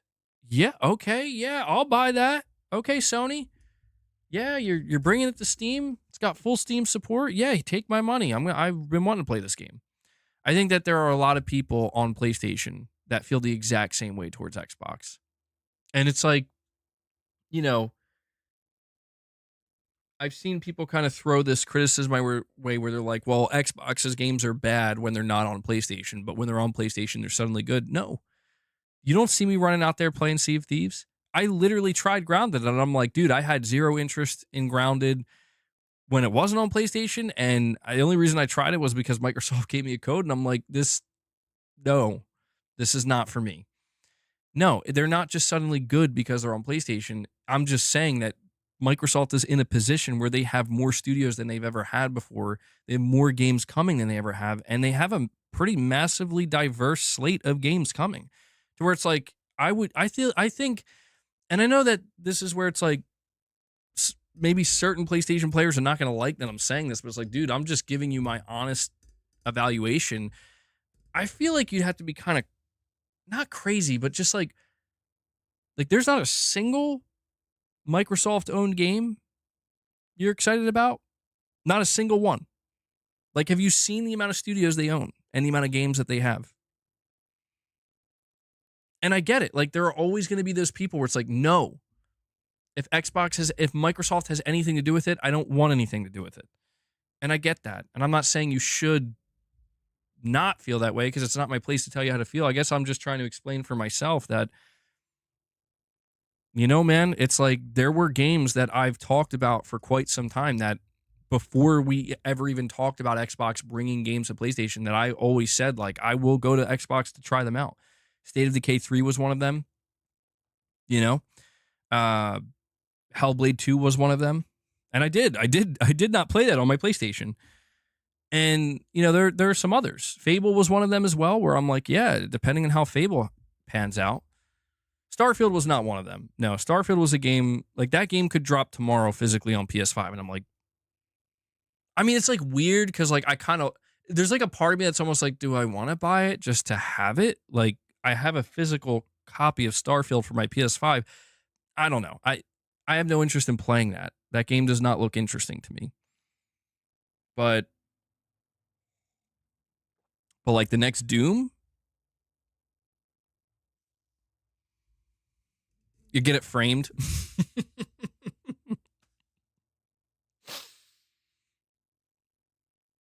Oh my God, that's such a good idea. The next physical PS5 Xbox Game Studios release. That's not Call of Duty. Get it framed. That's so funny. All right, I'm behind on a couple super chats. I apologize. Antonio Lopes, you're saying, how long do you think PlayStation will take to put PlayStation Plus on other places? Their plans looked a lot like This Is an Xbox ad campaign in the Insomniac leak.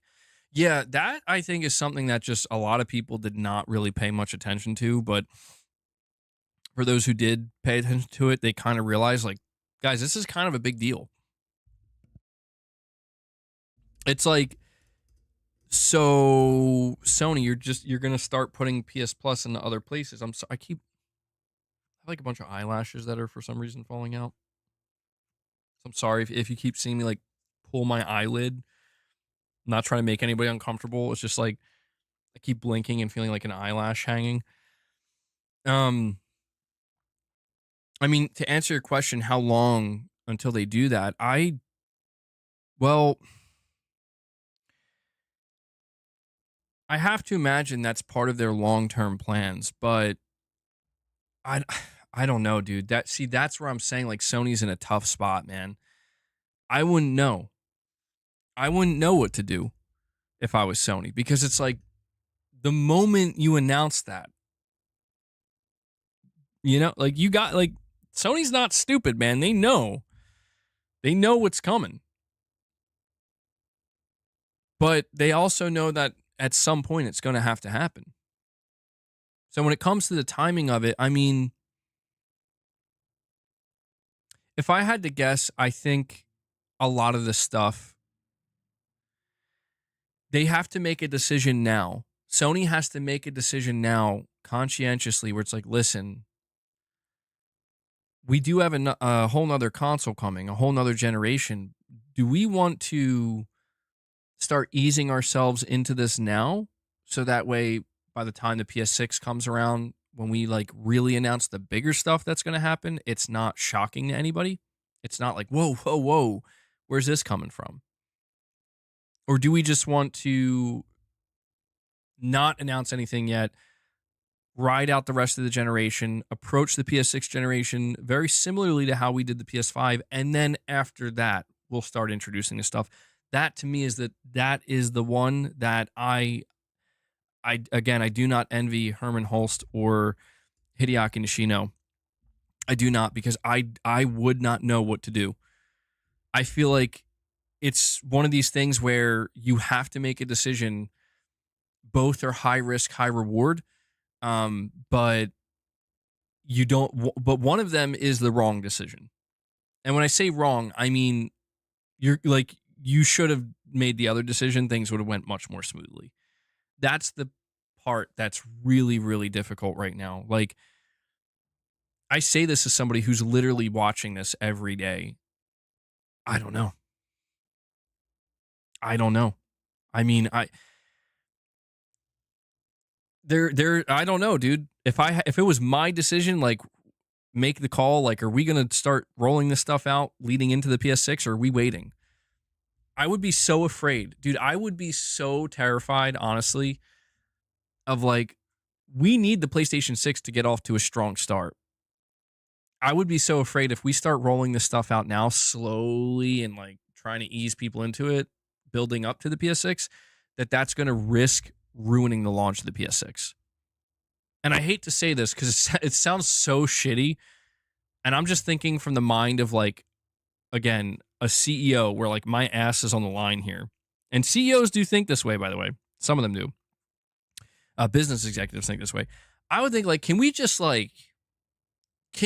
convince everybody for like the first year and a half of the PS6 that nothing's changing, guys?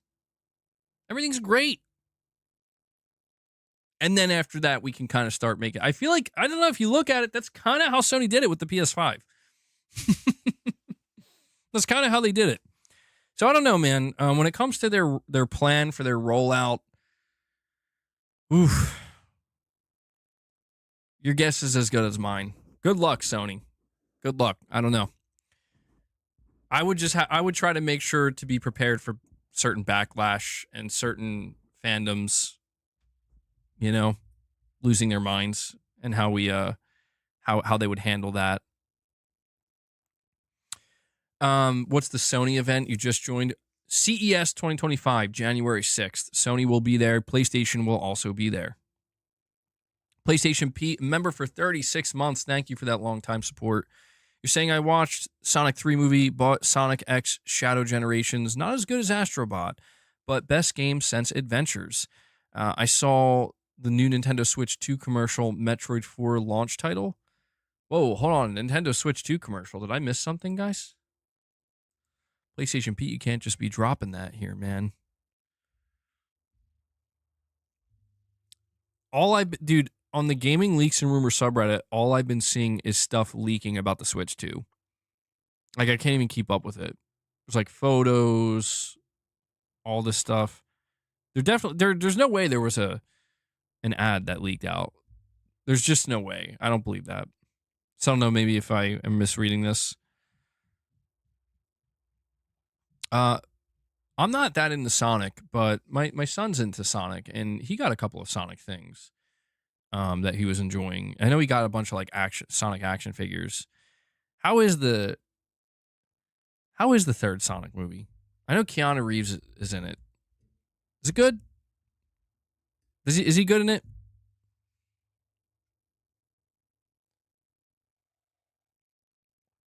Capono's like, see how excited he got for the Switch 2?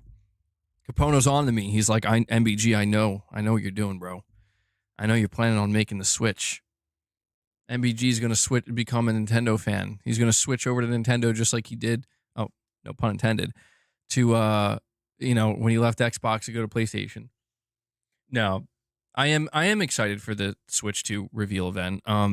It's an awkward excitement because I feel like a poser in a way. Like I do. I feel like, man, I'm not. It feels almost like going to a concert for a band that you haven't listened to for the last like 20 years, and you're surrounded by like fans everywhere that are super stoked to be there and hanging on to every note being played, and and I'm like, well, I mean, I'm happy to be here too, but I'm just kind of waiting for a song to come on that I can get excited about.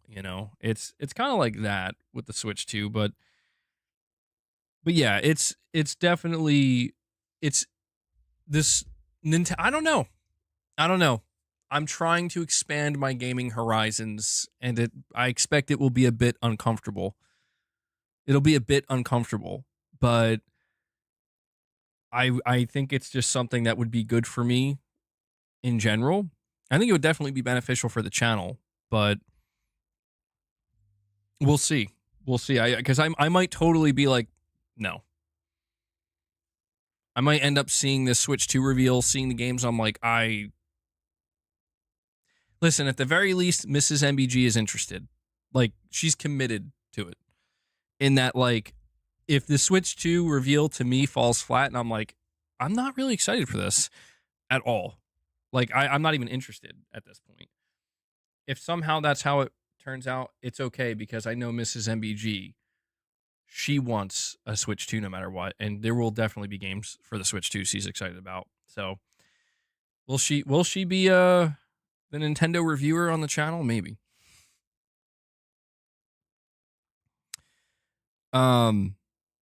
Okay, you're saying what you're describing is why I left my PS5 and Series X and got a 4090. Yeah, and that's the thing, man. As time goes on, I think it's just going to become more and more clear to a lot of people that it's like, dude, nobody cares anymore why you game, where you game. Even the companies don't care anymore. I think when we get to the PlayStation 6 and we get to next generation, I think it's going to be, excluding Nintendo, I'm not counting Nintendo in this, and Nintendo will truly be the outlier here. I think the only outlier at that. It's going to be like, listen, there are options everywhere. We want you to come to us. Yeah, like, we want you to buy our stuff. But we just want your money any way we can get it. We want to get the most amount of money from you, but it's okay if we could just get as much as we can. Like I think we're already seeing that. And that's why I would be afraid if I was in charge of PlayStation right now to make the wrong decision. Because if you look at it from PlayStation's perspective, the PS5 generation has been by far and away the most profitable console generation for Sony ever.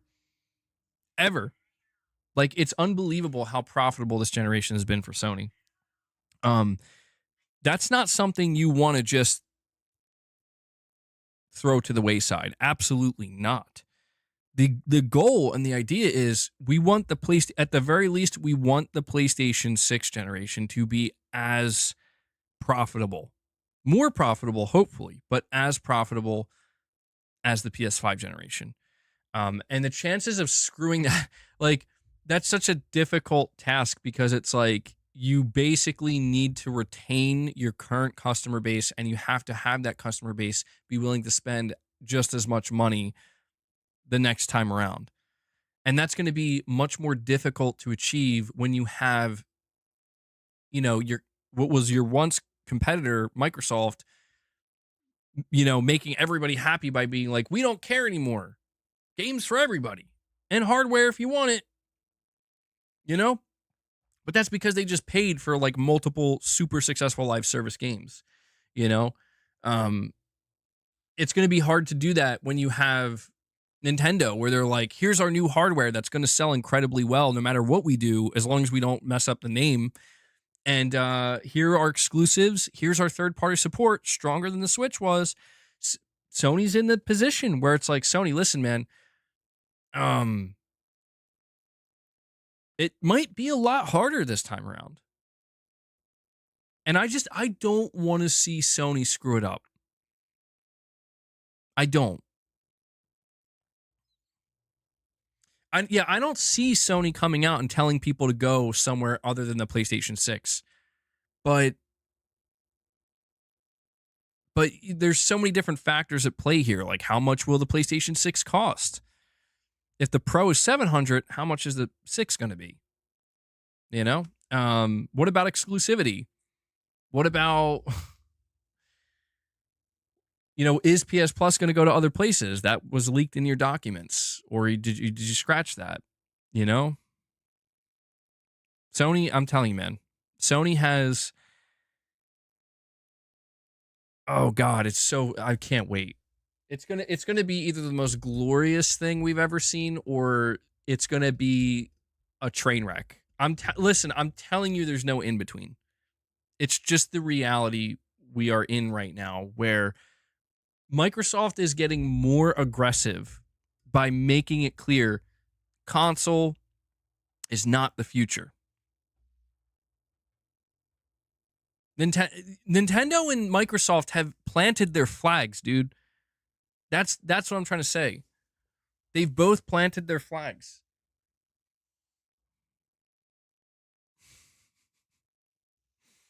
The Leninator FFC says, hey, MBG family, 17 months. Bring on 2025. Thank you for the milestone chat, Leninator. I appreciate it, bud.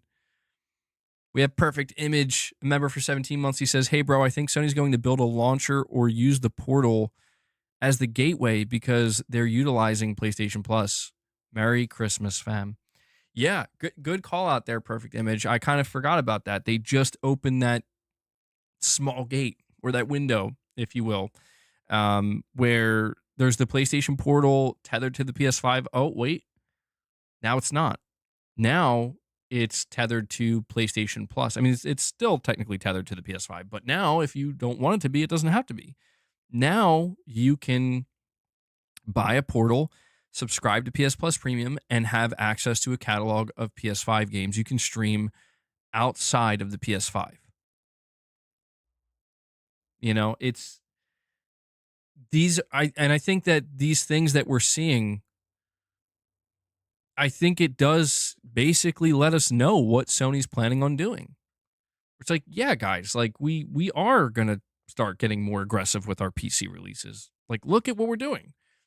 Yes, we're going to open up PlayStation Plus slowly but surely.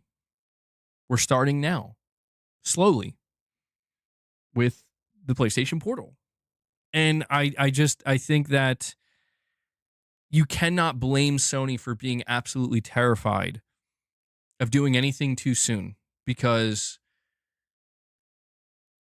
it does kind of feel like at any moment they make one bad decision and suddenly, oh, and now nobody wants to buy our console. I mean, it sounds like an exaggeration, but we've literally seen this happen before. This has actually happened where it's like if you make enough bad decisions back to back, people will literally not buy your console. You know what I mean? We saw it with the PS3, we saw it with the Xbox One, we saw it with the Wii U. I mean, the Wii U was kind of an extreme example, but it absolutely can happen. And so I think Sony's just trying to be very aware of like, we do not want to push the envelope too far too fast because we're liable to completely screw ourselves over. Yeah, the Dreamcast as well. That's true. I mean, it goes back. It's always been like kind of part of the console business. The console business inherently is kind of high risk, high reward. The Vita, yeah, the Vita is another good example. So there are like countless examples of like you got to be very careful. You have to treat it with care, and you have to strike a delicate balance, and you need to respect that balance because if you don't, like you will get messed up. You will get messed up.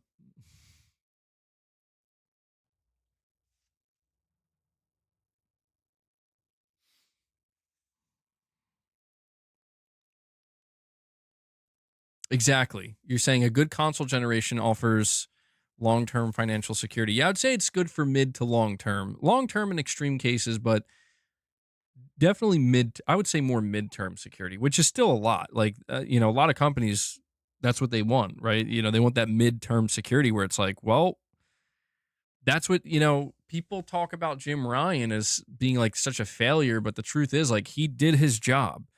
Like if there's one thing Jim Ryan did do right is he made sure that the transition from PS4 to PS5 would be a successful one in that we're going to make sure that by the time we hit 2023 just by sheer momentum, we're going to close out the gen strong. Don't know how strong. Will it be the strongest ever? Probably not. Can it beat the PS4? Hard to say, but will it be a success? Yes, that we can say. That's why I'm really interested in seeing like how much further Sony pushes the envelope, knowing the PS6 is coming in a couple years.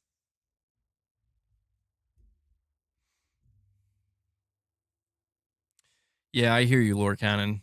I hear you. Raven X0, a member for 4 months, says Sony needs bangers for the PS6 where you say I need to get that and not follow stupid trends that jeopardize their brand. Just make good games. I can't argue with that, Raven. Can't argue with that. Make the good games. Stop chasing the trends. I guess it depends on what we consider chasing trends, right? Yeah, I don't know, dude. We'll see. We'll see. There's a lot of. I gotta be honest, man. Like I did not even remotely anticipate the second half of this generation being so strange. Like it feels strange. It feels like not like any. It doesn't. I mean, I guess you could say bad, but like I can't really say bad because to say bad would imply that I'm not enjoying games, or I'm actually like miserable or unhappy. And that's not true. It's not the absolute peak or best it could be. That's also true. But I guess I just mean it. It feels so much like, I mean, it really is like we're just on a need to know basis, dude. Sony's just treating the PlayStation fan base like you're on a need to know basis. Okay? You stay where you are, you do your thing, and when we need to tell you something, we'll tell you. Meanwhile, I'm over here every day like, so Sony, about that PS6. What about that Bloodborne remake?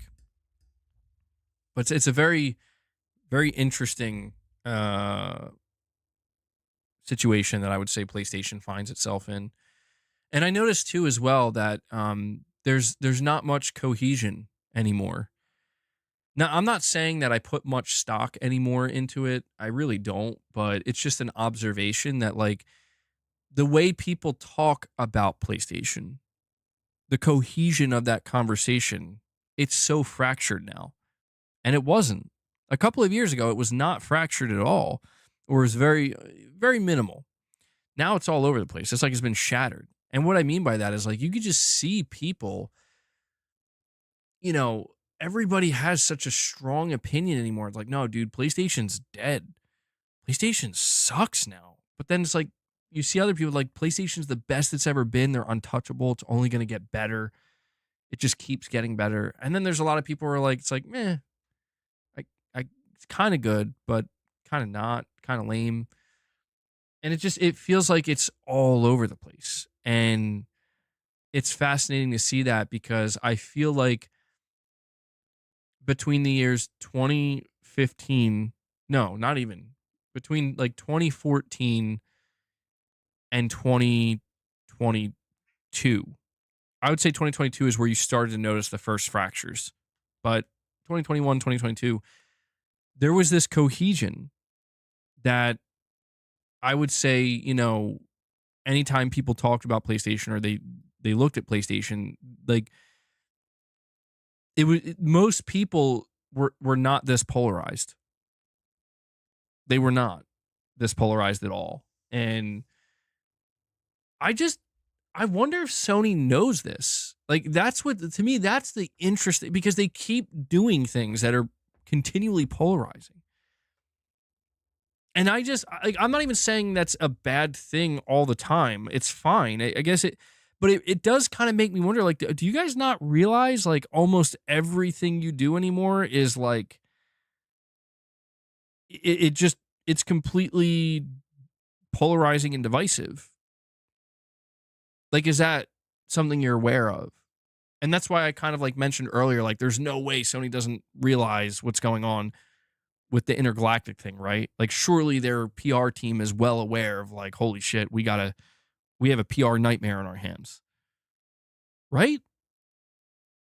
Right? Like, does Hiroki Totoki know about this? Somebody there knows. Naughty Dog knows. Naughty Dog's community manager knows. I imagine Herman Hulst knows. I imagine their PR team knows. Surely, is there something the higher ups don't know about? Because I just wonder, man. I just wonder what's going on sometimes. Intergalactic will be fine. Twitter outrage isn't real. I mean, look, I'll be honest with you, man. I'll be honest. Like, I mostly agree with that, where the Twitter outrage, the online outrage, it's always a bit much, and it's rarely indicative of the actual results of what will be. However, we have seen, and this is important to highlight, we have seen examples this year of like, oh shit. Oh, hold on. I think it actually did hurt it. You know? And I'm mentioning it one time. I get my one free pass, my one free Concord pass. Concord was that. Dude, somebody at Sony was on their knees, bro. Collapsed on the ground the day that game launched because they could not believe what they were seeing. Somebody was on their fucking knees, collapsed. They could not believe it. And that's because you would think, oh, come on. Look, it's the internet, bro. Like, could you imagine being the person that went up to like that studio head or like Herman Hulst that day and you're like, come on, don't be so down, man. It's not going to be as bad as you think. The internet always blows things out of proportion. And then the results come in and it's like, oh, dude, I'm so sorry. You know, like that's for PlayStation, but there have been other examples outside of PlayStation. Like I haven't looked too deeply into it, but I heard the recent Dragon Age, I heard that game flopped. I heard that game did not do good. And I'm like, yeah, that was a game that had pissed a lot of people off. Like there was a whole, like I saw the internet completely turn on that game. And I don't know if it's like one of these things where it's like, did that, what was it going to fail either way? Or was it really the internet collectively turning on it that tipped the scale to where it's like, it could have maybe done okay. Now it's just a guaranteed flop because of the internet turning on it. Dwight, I'm going to read your super chat in just a moment, buddy. I got to let my cat out. She's scratching the door. Hold on.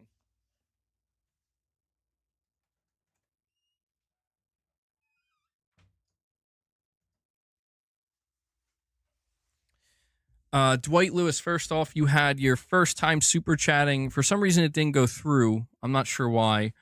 That was with a $2 super chat, but you have another one here. Thank you for that, buddy. You're saying, hey, MBG, first time commenting. I wish Sony would just make a Call of Duty clone with the Sony polish and with Sony excellent storytelling. I mean, I understand where that comes from, Dwight. I do. I've still been enjoying Black Ops 6. Some stuff in that game is making me cringe beyond belief, but generally speaking, it had a good campaign. The multiplayer is pretty fun. The zombies mode is fun. I've had a really good time with it, truthfully. The problem with this, making a Call of Duty clone is that, well, the problem is twofold. Number one, PlayStation already has Call of Duty on their platform. And Microsoft will never remove Call of Duty from PlayStation. Like, it's actually laughable to think that we ever thought that was a possibility, given what we're seeing now. It's not going to happen. Microsoft is smiling.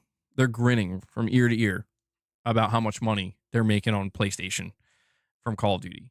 Sony is also still raking in the big bucks from Call of Duty.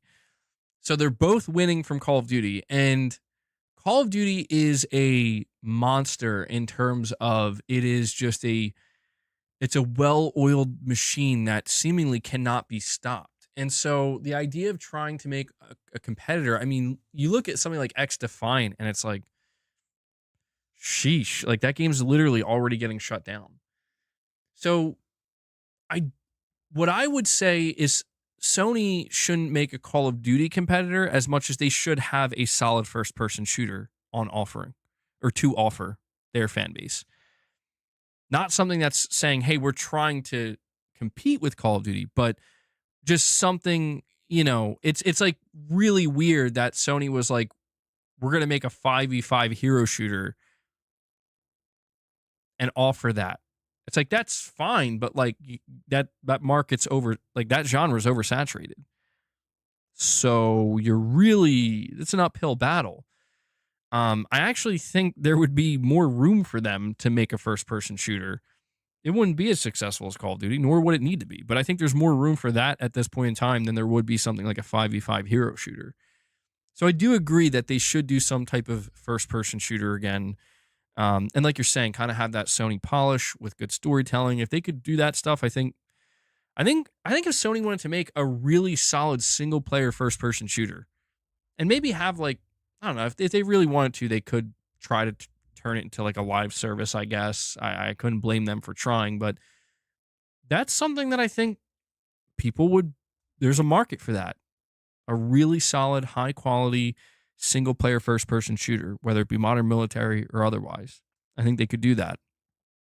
I mean, Call of Duty, it shipped with a AAA single player story, but I mean, when I play Call of Duty's campaigns, like, for as good as they are in a lot of areas, you can tell, like, this is not, like, you could tell only a certain amount of resources went into the campaign.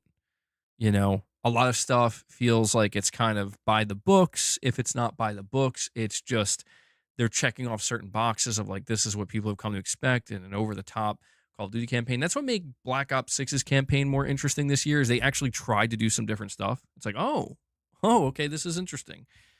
But, you could tell there were limits to what they could do, because it's like, well, we still got to make a multiplayer and a zombies, and this game's got to ship at the end of this year. So the idea of like Sony being like, what if we did like a 4 to 5 year development cycle on a massive single player first person shooter campaign? Yeah, that would be super, super interesting. But I don't know that they're going to do that, unfortunately. But thank you for the super chat, Dwight. But just getting back to what I was saying, man. I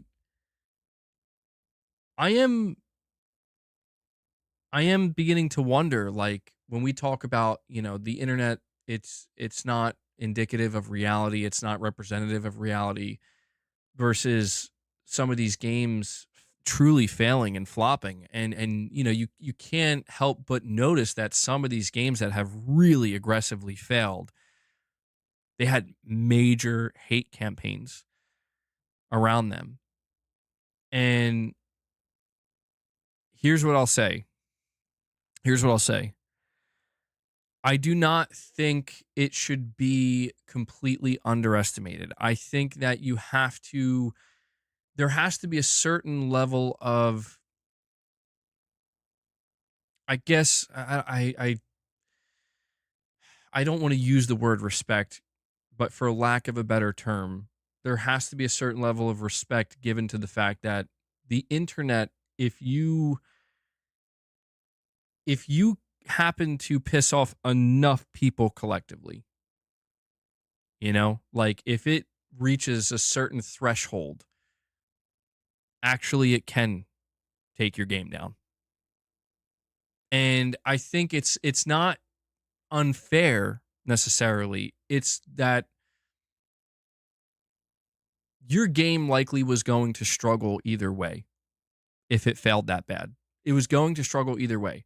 But when you take a game that's already going to struggle and then you basically have that game or have the people representing that game give you the middle finger while knowing that game's already probably going to struggle, you're literally asking for that game to be lit on fire.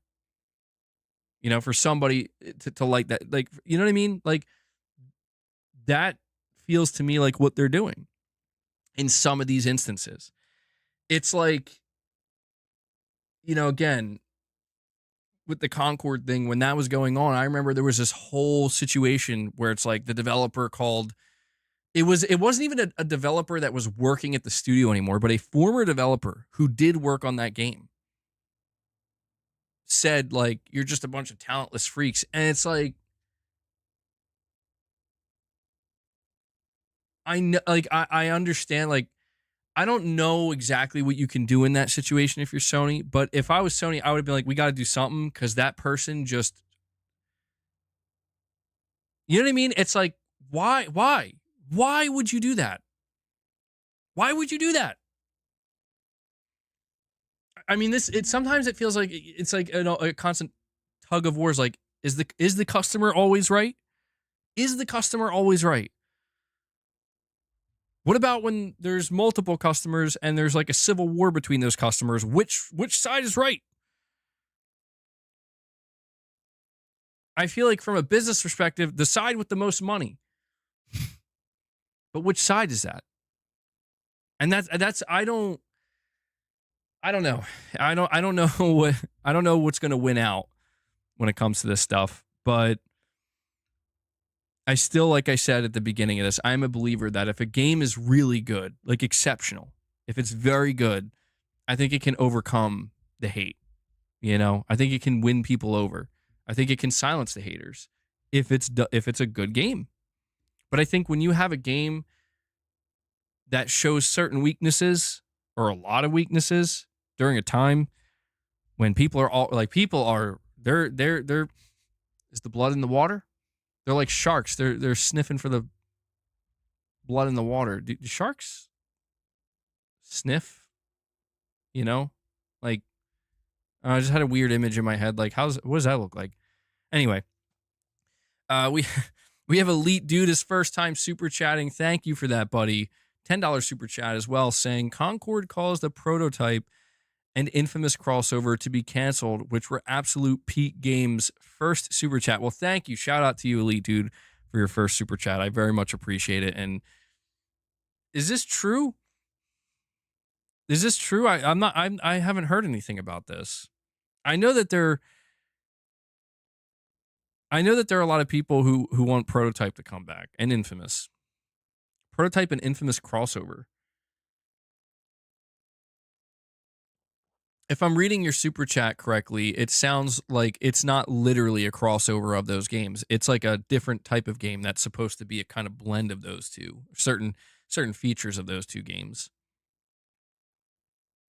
Which game are we talking about here? I feel like I would have heard. I would have heard about this. Bro, there's no way that's a real message in my chat. Levy H, you're saying MBG is obsessed with everything that doesn't fuel his incel fantasies.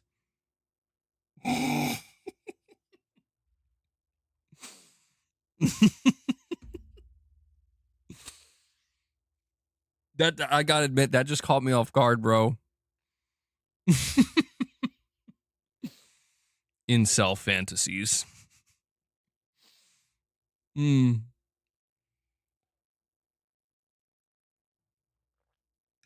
I mean, that's another term that gets used way too much, just like so many other terms, but like, are there incels out there that are like losing their minds over the dumbest things in games? Yes. Yes, there are.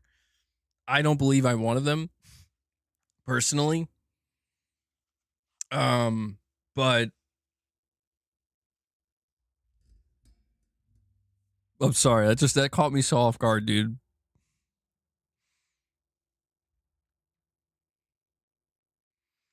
Don't know if that guy knows what incel means because MEG is married. I mean, yes, I am married. I'm happily married at that. What's the shirt? It's Resident Evil 7. No, I that's what I mean. Like, I feel like people use the term incel, and I think like these terms have gone on to be, they begin to represent things beyond just their singular definition. They start to encapsulate more things. Like, they start to cast a wider net. I think sometimes it can be damaging, but it's just the way it goes. Elite Dude, you're saying rumor has it there was supposed to be like a crossover between the two. That's really interesting. I never heard of that. That's an interesting rumor. It sounds like it could be fake. I'm a little bit skeptical of that one, or maybe very skeptical of it, but that would have been a fascinating. People definitely would have been hyped for that. I'll tell you that. That would have been a crossover people were hyped for. Because I've seen fan bases from both of those games basically begging for new entries.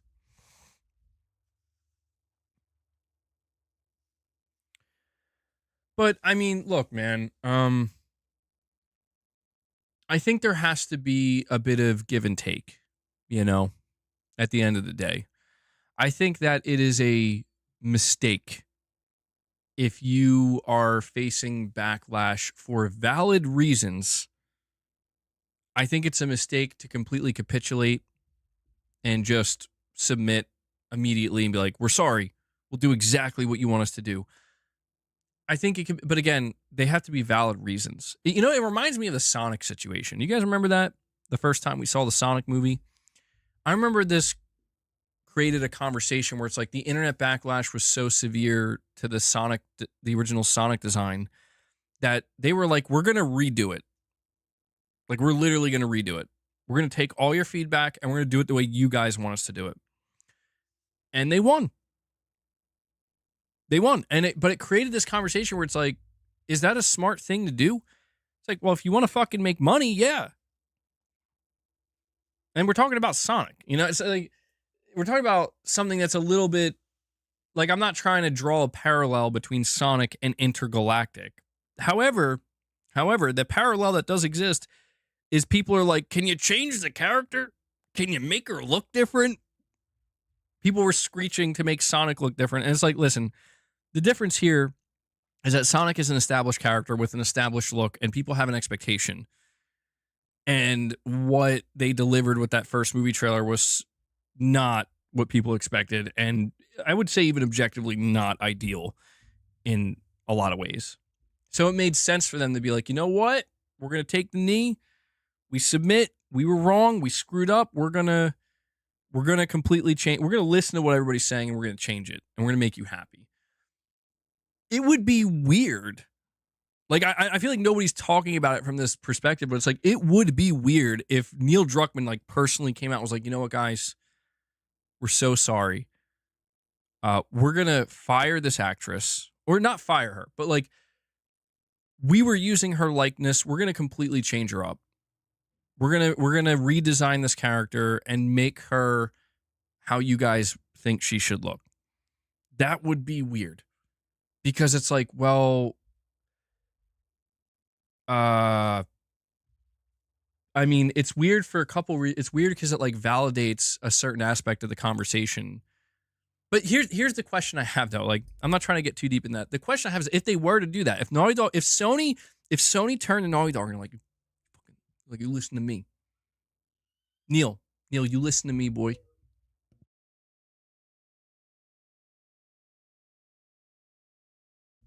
So you listen to me. You're gonna change the design of that character. I don't care how you feel. I don't care if it's again. I don't care. We're in the business to make it. You want to get laid off? You want layoffs? Is that what you want? And it's like somebody's got to have this conversation, man. I know. I'm just kidding. I'm obviously being extremely facetious. That's not going to happen. But it does make me wonder, like, if they were to do that, if they were to capitulate and just be like, you know what, let's just scrap this character design, redo her. They just go, they go completely opposite. Like, we're making it a square jawed Chad, like Giga Chad, badass. You know, he's gonna be smoking cigars. He's gonna have aviator sunglasses. It's like, would that suddenly sell more copies of your game? The fucking answer is yes.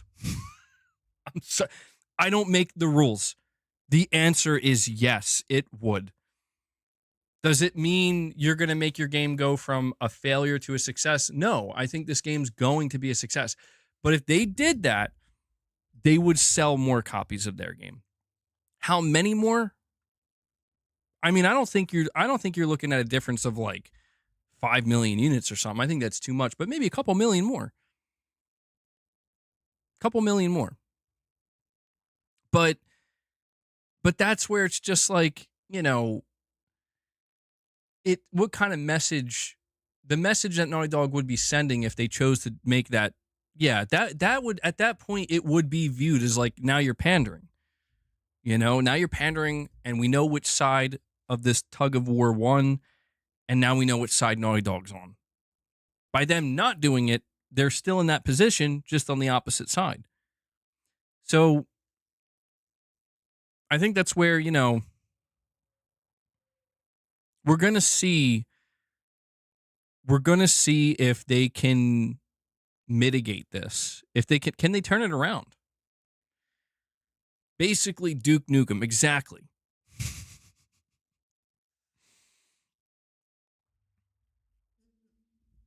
If that actress doesn't stop posting, it's going to be a lot less. Dude, I'm going to laugh so hard if at the end of the day, the actress is the one who does it. Like, she ends up pissing off so many people. Like, needlessly.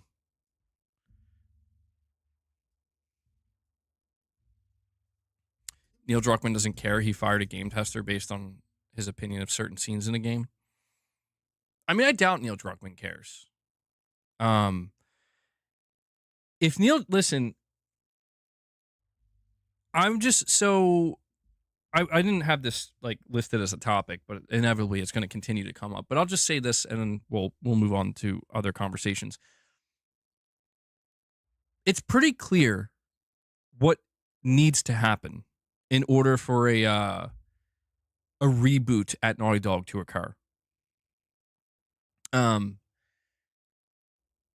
Right now, there are basically 3 camps. There are the neutral camp, or there is the neutral camp. In the neutral camp, these are people that are like, look, I'm not on either side. I'm not partaking in some type of culture war based around the medium of video games. I just want to know if a game's going to be good or not and worth my time. That's most people. Then you have another camp where they're like, you know, they're more progressive in the gaming space, and they are very much aligned with Western game development, where it's like, yeah, we want to kind of make decisions in our games and with our design that feel progressive, like giving robots pronouns. I digress, obviously. And then you had the other side, which would be considered more conservative, where it's like, what happened to all the relatable dudes, badasses? Why is it just annoying chicks now all the time? It's like, make gaming great again, right? And those are the three camps. The thing that needs to be understood, and this is understood by me, and it's why I try to, I try to let people know, like, you can't pretend it's not in the room with us, because it is. I know, like, people, they make that joke, like, is the so-and-so in the room with us right now? It's like, no, this actually is. And I didn't want it to be here. But the reality, the actual truth is that Naughty Dog is it. They are a progressive Western studio. That's just the way it is. I didn't make them that way. I didn't ask for them to be that way. That's what they chose. Just like a lot of other Western studios. The problem is not that. Okay? At least it doesn't have to be that. It doesn't have to be a problem for a Western studio to be a progressive studio or a studio filled with individuals that would be considered progressive. That doesn't have to be the problem. But it does become a problem to a lot of people, or at least enough people, when it feels like that is something that is having a significant, and I have to underline the word significant because a slight influence is fine. Nobody's going to care.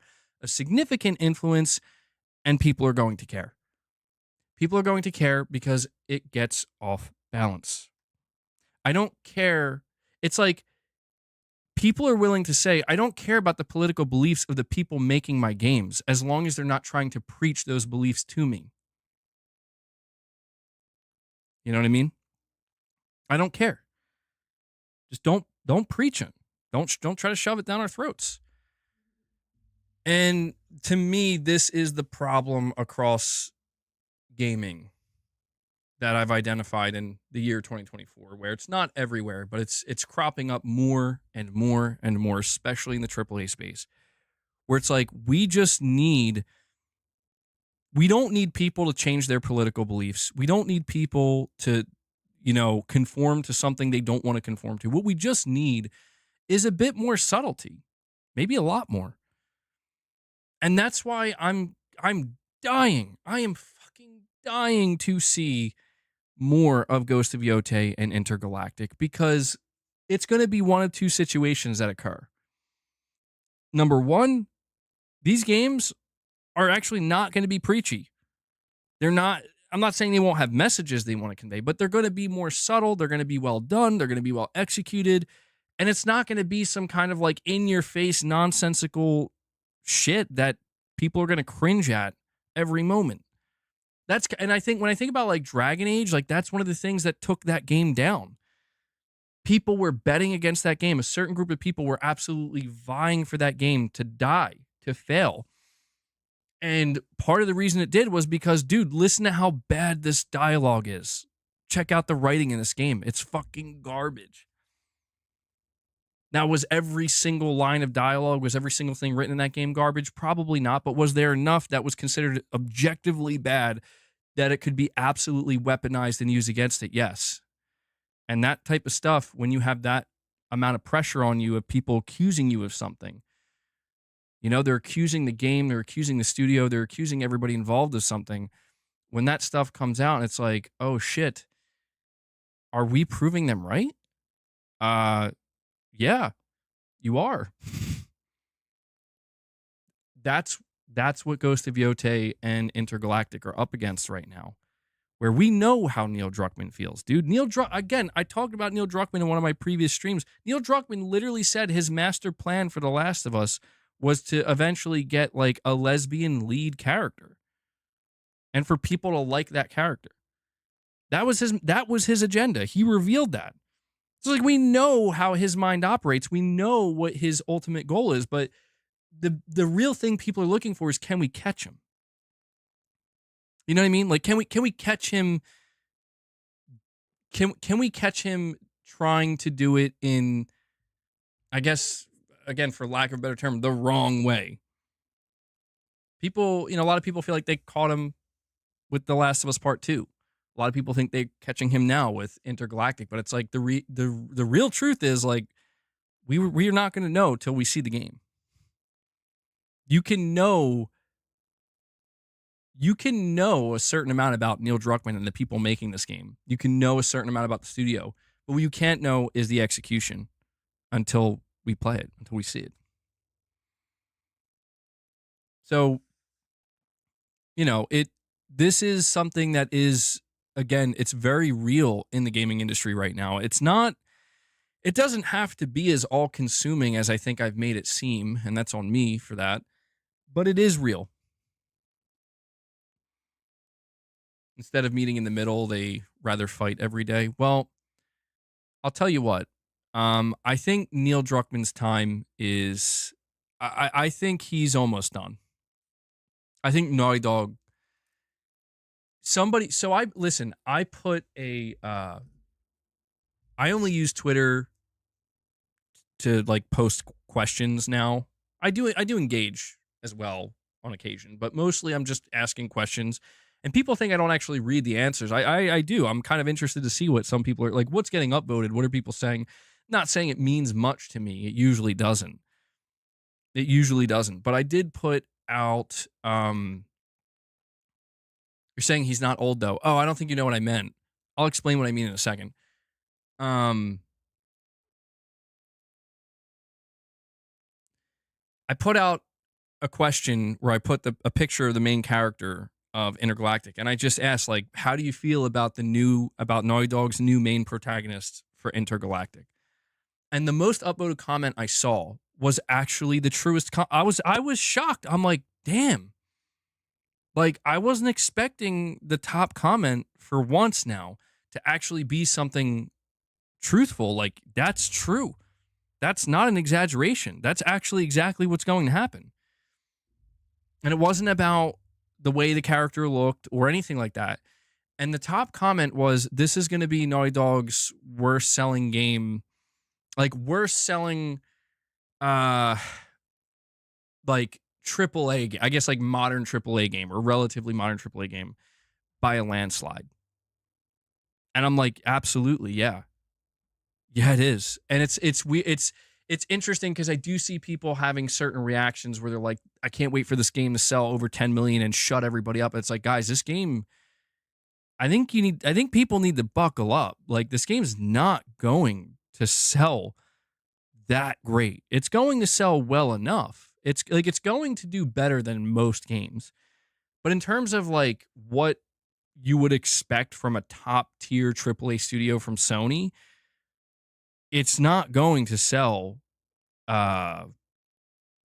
It's like if we're just comparing it to Naughty Dog's games, like it's not going to sell as well as Uncharted 4. It's not going to sell as well as The Last of Us 1. Probably not going to sell as well as The Last of Us Part 2. I don't know how much Uncharted 3 sold. Selling over 6 million copies. So it looks like I would expect it to do about as well as Uncharted 3. It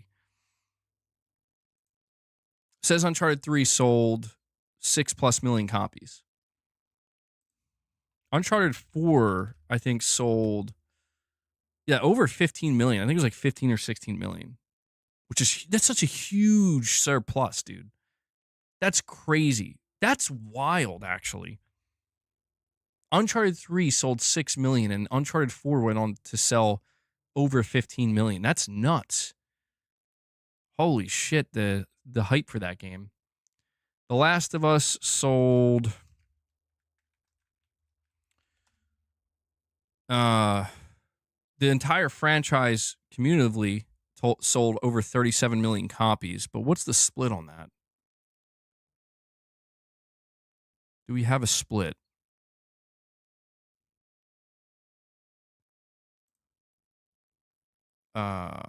The Last of Us 2 sold 44% fewer copies than its predecessor. Well, we know that The Last of Us Part 2 sold about 10 to 12 million. So I guess that would make The Last of Us 1 like over 20 million at this point. I can't find the separation between them. But the reason why I'm bringing this up and why I said I don't think Neil Druckmann's going to have much longer, well, Neil Druckmann will have one more shot after Intergalactic, but it's because there's only one thing that can happen with Intergalactic that could change everything. But the thing is, Naughty Dog couldn't do it with The Last of Us Part 2. And I'll be honest with you, man, like my gut tells me they're not going to be able to do it with Intergalactic. The Last of Us Part 2, you know, I've said to you guys, the game, like this game is so fucking good. Presentation, gameplay, mechanics, it's so good. But no matter how good it was, it couldn't touch the first game in terms of sales. And I mean, sure, maybe it won the most awards, but at the end of the day, it's like The Last of Us 1 made a lot more money. That's just the way it is, you know? The money's what talks at the end of the day. Intergalactic is not going to sell 10 million copies unless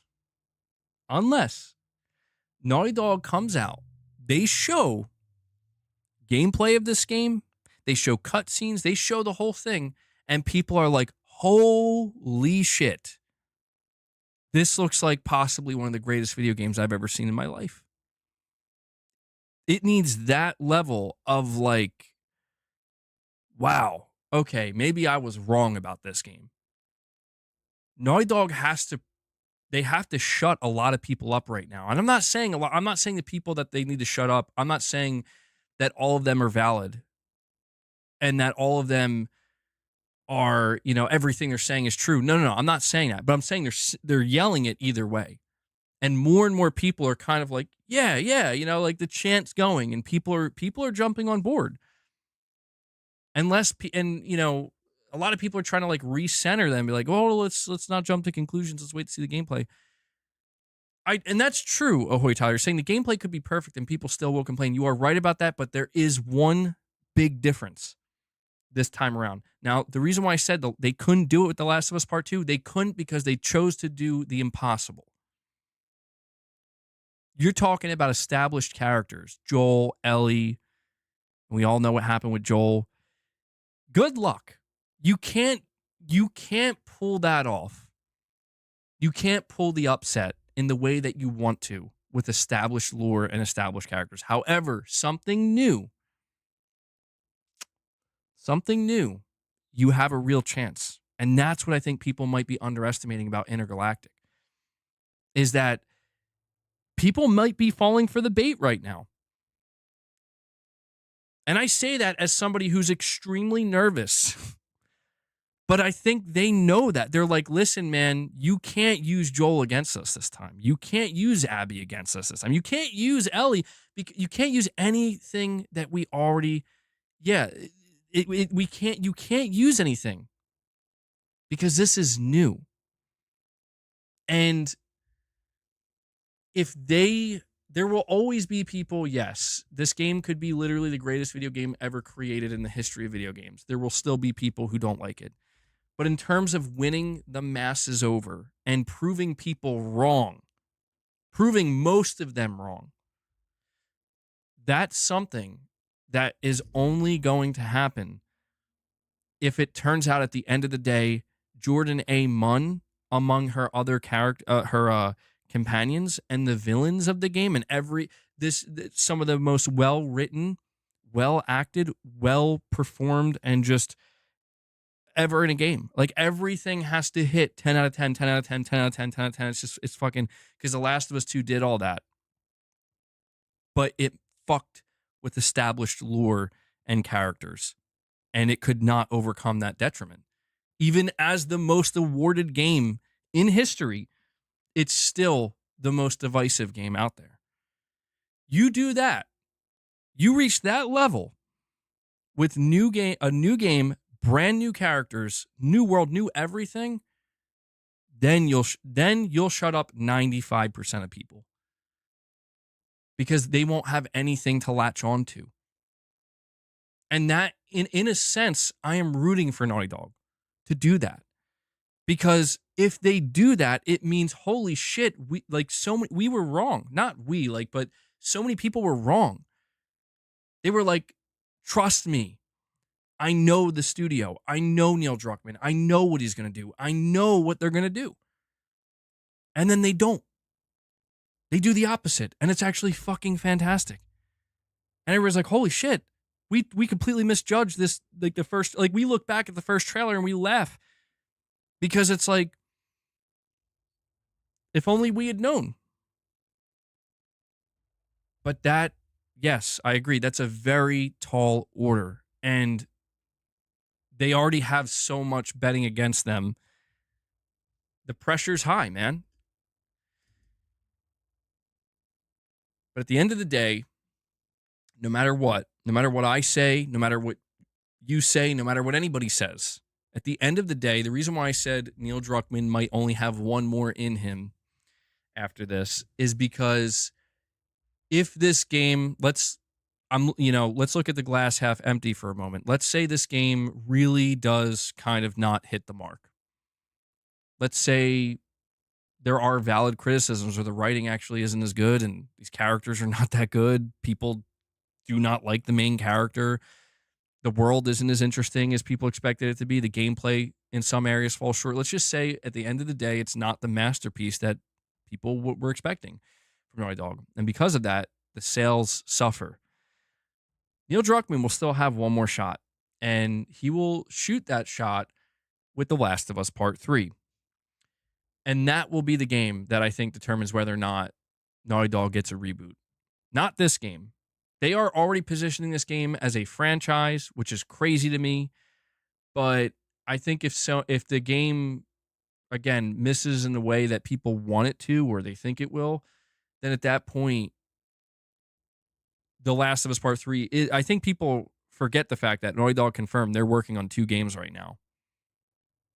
People, I think, completely forget that last year, in December, I think, or November, when The Last of Us Factions got canceled, they confirmed they're working on 2 single-player games. One of them is Intergalactic. The other is The Last of Us Part 3. The Last of Us Part 3 is going to be ready to go sometime during the PlayStation 6 generation. If The Last of Us Part 3 does even worse than The Last of Us Part 2, then I'm telling you, Naughty Dog as a studio is getting rebooted. For sure. Either that or they're going to be forced to make Uncharted 5, which also might lead to a reboot because I don't think Neil Druckmann's just going to be like, yep, sure, we'll just go back to Uncharted. I mean, he could, but I don't think so. I think Sony is not going to be okay with the idea of 2 potentially underperforming. Like Intergalactic underperforming, I think Sony could tolerate that because they're like, we tried. We tried something new. They're going to bring in the Bungie devs. I think Sony could deal with Intergalactic underperforming because they're like, we tried something new. It doesn't work out sometimes. But if after that, The Last of Us Part 3, still, it's like, wow, this sold even worse than The Last of Us Part 2 did. I think if that happens, I think we're looking at, I think a lot of people who want that, that type of reboot, I think a lot of people will be happy because I think that's exactly what will happen. So we have time. We have time. We have a lot of time, actually. We basically have, truthfully, we probably have another 7 to 8 years before we know. And, right now, I don't think there's any, any sign that Neil Druckmann or Naughty Dog are going to really be shuffled around or anything. Silent Poet, you're saying, I don't trust Druckmann not to force his personal politics in the game. In The Last of Us Part 2, WLF versus Seraphites is a stand in for Israel and Palestine. I mean, yeah, that I don't know. I'd have to replay the game and analyze it from a different perspective. Yeah, I don't know. I don't know that I fully agree with that. I would have to. I think some people might be seeing that now. You know what I mean? Like because of what's happened recently, and maybe kind of projecting that onto The Last of Us Part Two. Um, but I think what people might be thinking is that something we might end up seeing in the new game is exactly that. You know what I mean? Like that's the thing. Like I don't I want to be able to separate the art from the artist. But I do think it is the artist's job to create that separation more than my job. You know what I mean? It's like, dude, you could have the craziest political beliefs and you can think what you want. Like I'm not comfortable with the idea of judging a product that was created by hundreds of people coming together based off of what one person at the top thinks. You know, if that's how I were to operate, I wouldn't be on PlayStation. I wouldn't support almost anything because I know how the people at the top think. The people at the top are in it for themselves, they're in it for greed, and that's it. And I can't, I can't let that be the be all end all when it comes to how I approach anything because I know there's more to it. So I guess what I'm trying to say here is like, I don't want to hear from Neil. I'll be honest. Like, I don't want to hear from anybody in Naughty Dog. I think that's where I am. Like, I'm just at a point where it's like, I don't want to know anything about anybody there. I just want to show me what you got. Show me the game. It's hard because I'm so connected. I'm so connected, and I know that's impossible. I'm going to hear things. I'm going to see things.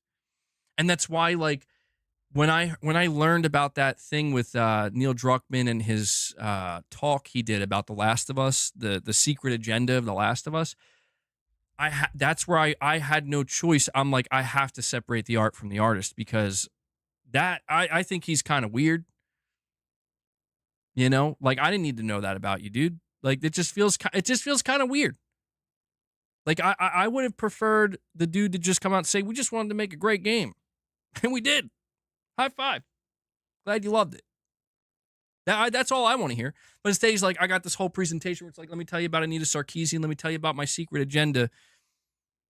And I'm like, dude, I'm just not gonna hear any of that. I'm just gonna enjoy The Last of Us and not think about anything you just said there. You know what I'm saying? Like, and that's what I mean. Where it's like, I don't want to hear anymore. Just zip it. Just make the game. Release the game. Let the game speak for itself. Let Joel rest in peace, damn it. But yeah, I mean, to be fair, I don't know. Neil Druckmann seems to have been a little bit quieter these days, or maybe a lot quieter. But they're releasing like documentaries and shit, so it's like, I know. That's what I mean. You're saying but if he's talking about a secret agenda, it's impossible to separate that art from the artist. You can separate beliefs from art, but this is him saying that his beliefs and the art are the same. I know, and that's where it's like, that's where it's like, it feels. The reason why Neil Druckmann, I think, feels like the villain in some instances, and I know that's a hyperbolic way to put it, but it's kind of like what you're saying here, where it's like when I played The Last of Us, I was like, wow, what a crazy adventure and journey I went on with these two characters. One, how old was Ellie in The Last of Us? 12, 13, something like that. The other, 50-something-year-old, worn down, battered, not completely worn down and battered, but so a survivor, and a fatherly type survivor, and a teenager with an attitude problem that struggles to get close to anybody. And They go on this crazy journey. They meet other interesting characters. And by the end of it, I'm like, holy shit, that was like, I couldn't believe how good it was. I'm like, that was perfect. Everything about this was perfect. The pacing, the writing, the ending, the beginning, middle, the parts in between, the surprises were, there weren't too many, like they weren't too over the top, but everything was perfect about it. And then they released the Left Behind DLC, and I played that, and I'm like, yeah, it was okay. The Left Behind DLC was way less interesting, but it did add a certain layer that on the surface I could appreciate, where it's like, oh, we're learning a little bit more about Ellie and how she got infected, but also, oh, turns out she's a lesbian. Okay, that's cool, but then it stops there. It felt like it when hearing Neil Druckmann talk about his secret agenda, it feels like he's like what you're saying, he's trying to come out and tell me like, no, no, no, no, no. Don't focus on the dynamic between Joel and Ellie. Don't focus on that. Don't focus on the ending of The Last of Us. You should focus on the fact that Ellie's a lesbian. That's what it feels like. And it's just like, what? Why?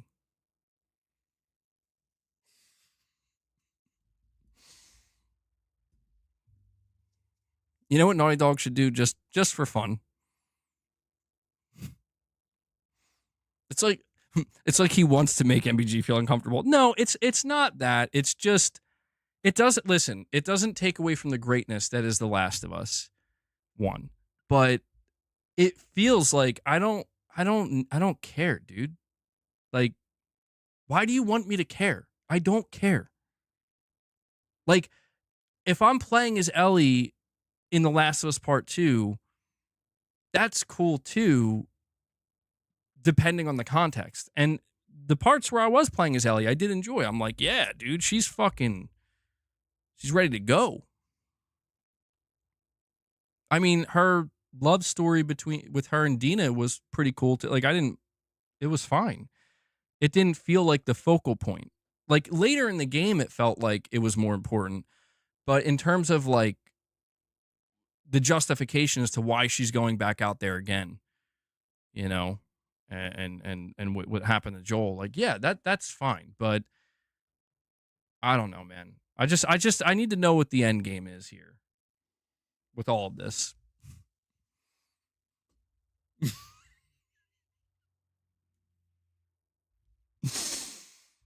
Gaming Survivor, bro. Hmm. If you don't care, why does it bother you so much then? Because it's like playing a game. It would be like playing a game and then having somebody next to you who made the game be like, "Do you see that? Did you pick up on that?" It's like, no, I didn't, and I would have been fine not picking up on it. I was just enjoying the game until you intervened and asked me to notice something that I didn't notice prior. Thanks. Or it's like watching a movie with someone.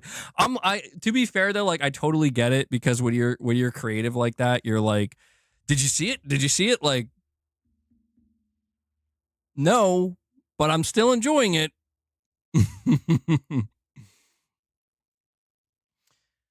But I mean, look, man. I guess I'm just saying at the end of the day, like, Naughty Dog has earned a reputation at this point. And I don't know that the reputation they've earned is completely warranted. And that goes for like most things. When it's good, it's good. When it's good, it's really good. When it's bad, it's really bad, right? There's a lot of that going on. There's no denying that. But it's just interesting to think that when we talk about the wider industry and PlayStation as a whole, when we talk about these things, it is interesting to think that these things, when it comes to I guess you could say the vitriol, right, and the constant outrage and displeasure of the fans, it's becoming more consistent. I've noticed this. I'm sure you guys have noticed this too. And I'm not trying to pick a side because I feel like I'm constantly feeling like I have to pick some kind of side.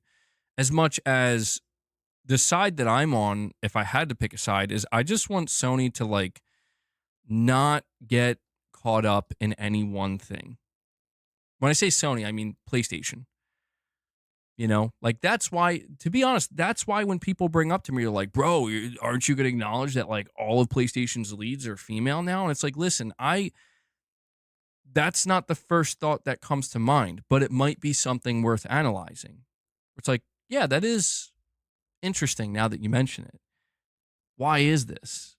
Is it a problem? Could it be a problem? What does it represent? And I'm all about like kind of digging deeper and trying to extract more out of what we're seeing to fully understand what's happening, why it's happening, and maybe what needs to change potentially in order to, I don't know, in the way some people view it, course correct, right? Gaming Survivor, that's so funny, dude.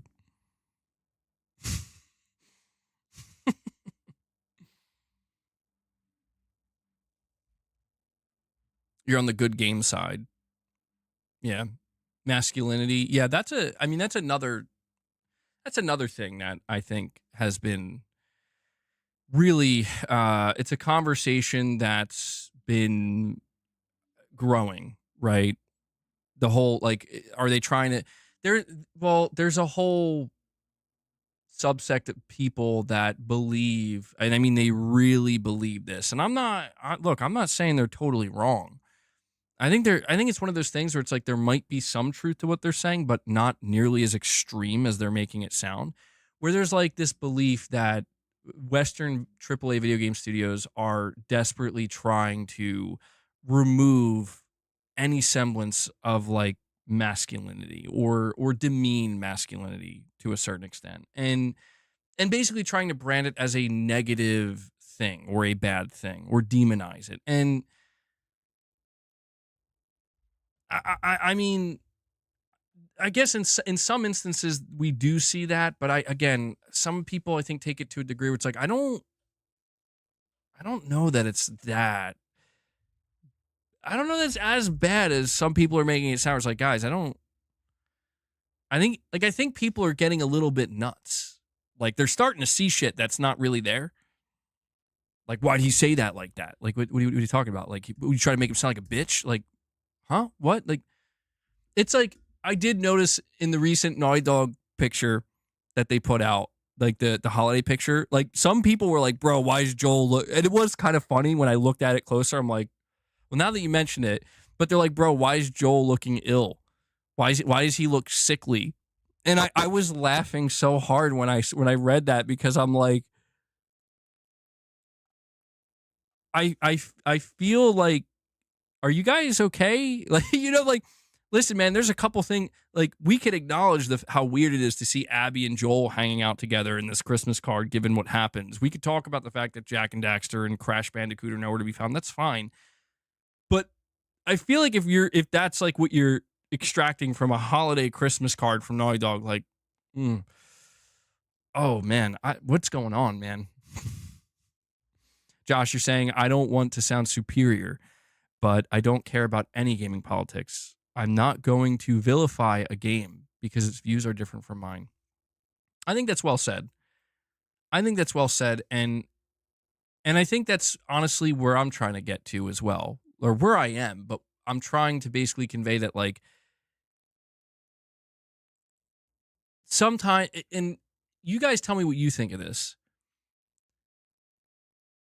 I believe that most people, like the overwhelming majority of people, feel that way too, Josh. Like, I'm not gonna just totally throw a game in the trash because their views don't perfectly align with mine.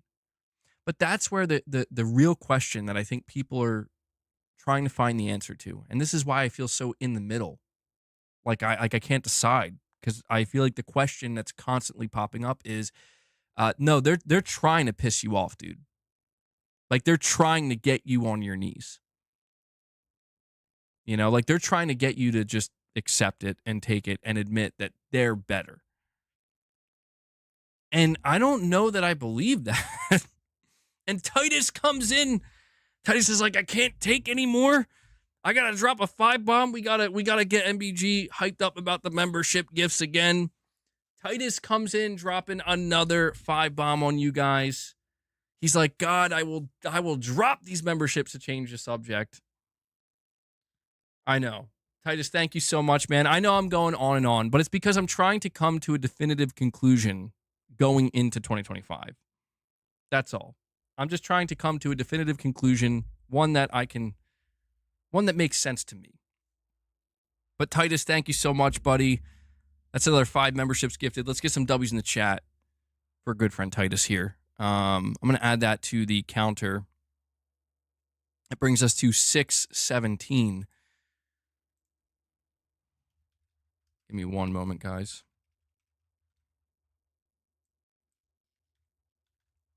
I didn't even get to talk about the GTA stuff. Yeah, I have to talk about that now. I'm going to talk about the GTA stuff, then we're going to move over to a members lounge for a little while. There we go.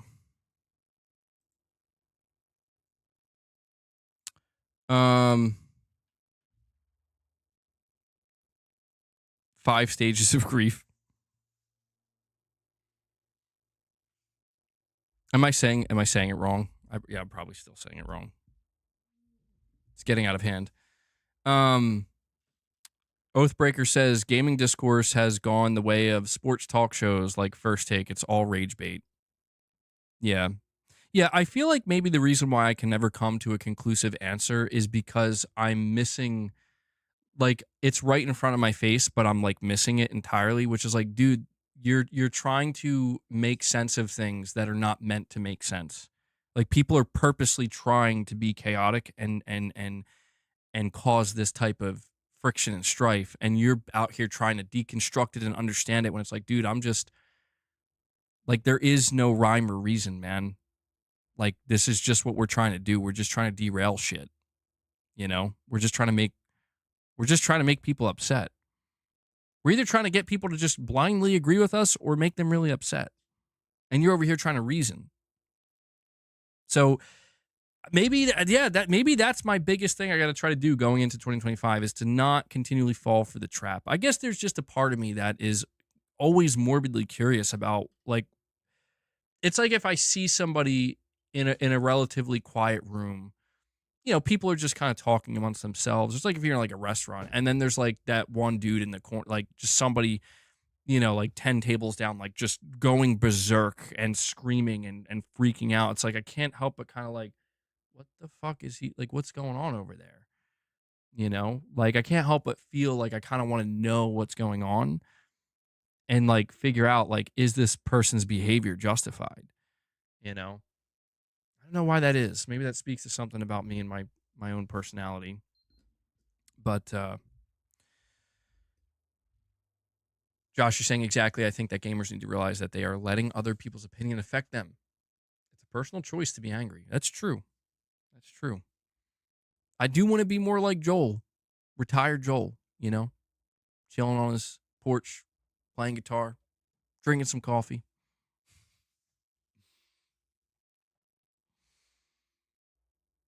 MBG trying to give a side-eyed glance at Naughty Dog and got dragged into all-out war.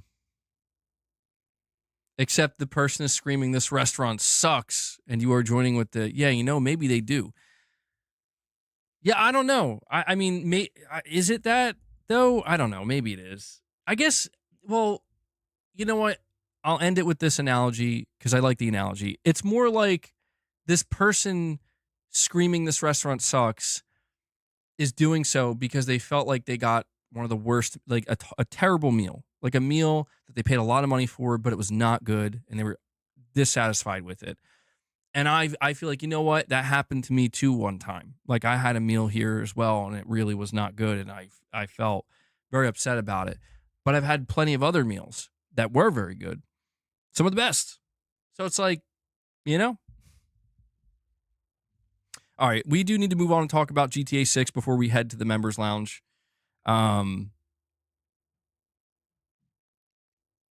Yeah. I'm getting it all out now, guys. This is why. I'm getting it all out now, so that way when we enter 2025, I will have nothing else to say about Naughty Dog or their upcoming games. All right, so have you guys been paying attention to this situation with GTA 6? I need to know because I was not really paying attention to it, and then I came across people talking about it, and then I came across people posting like images of tweets from fan theories, and man, this is, I feel like, the closest thing we've gotten to like the blue box situation in quite some time. And it's funny because on the outside looking in, I'm seeing like how intensely people are really latching on to this, and I empathize, dude. I really do, or I sympathize. Where like I've been there. Yep, I've been there. The official mark, you're saying, I was told to shut up, MBG, during the Game Awards. I would like some acknowledgement. That was how I was treated. Did I tell you to shut up? Or did somebody in the chat? If you can give me a little bit more context here, I might be able to, help you out here. Yeah, the GTA 6 situation is nuts. I don't think it's coming tomorrow, by the way. That's the funniest thing, dude. Like, you're saying I told you to shut up? Are you sure, dude? Because I feel like I would remember that, Mark. Like, are you saying I went out of my way to tell you, like, the official Mark, shut up? I feel like I definitely would remember that, bro. By MBG verbally. Oh, hold on. You're either like, this is either true and I don't remember it, or I'm just getting completely gaslit right now.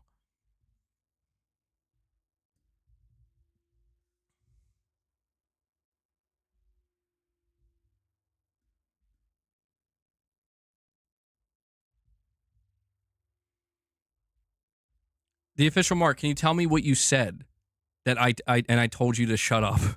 Because, dude, I'm telling you, I mean, to be fair, that was like an 8-hour stream. So, like, there's a part of me that's like, did I say that? Like, I'm definitely questioning if I actually said it or not. But I can't remember every single thing I said during an 8.5-hour stream. But I feel like I would only tell somebody specifically, like I would only call out a specific person and tell them to shut up if it was either A, joking, or I was like dead serious, in which case you probably wouldn't be here. Like if I felt the need, like if somebody bothered me so much that I felt the need to tell them to shut up, truthfully, I just blocked those people. You know what I mean? So you have to tell me what you said. I feel like the official Mark is trolling me, bro. Are we in a classroom? Well, no, we're not.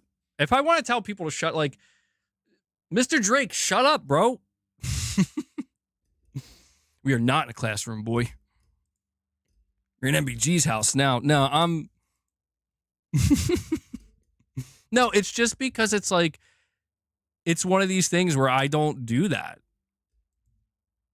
I don't do that. And that's why I'm like curious, like, did I do that? I was fried, bro. Like after the Game Awards, I was so fried. I can't remember the last time I streamed that long. Dude, I think that was the longest stream in the history of my channel. My brain was fried. You're saying I'm not trolling. I've been a subscriber since 2018. Well, all right. Well, can you tell me what you said though, or like what? Can you get? I just need a little bit more context. That's all, the official Mark. Because if I was out of, if I told somebody to shut up and there was no good reason for me to do that, that's something I would want to apologize for. But I don't recall even doing it, let alone why I would have said it. MBG Steve Urkel, did I do that? I mean, yeah, it's pretty much me right now. But for what it's worth, I do not believe this GTA 6 trailer is coming out tomorrow, man. I think there's going to be a lot of people really, really, really, really disappointed. How funny would it be if they were right, though? They can't be right. I think they're missing something important. They cannot be right, because if they are right, then that validates all of the teases and hints that Rockstar gave. And Rockstar's not going to let them win that. They're not going to let them win that. You know what I mean? Like, even like if it was true, then that means you got us. You figured it out. So that means every time going forward now, people are going to get on the case and they're going to think they solved it.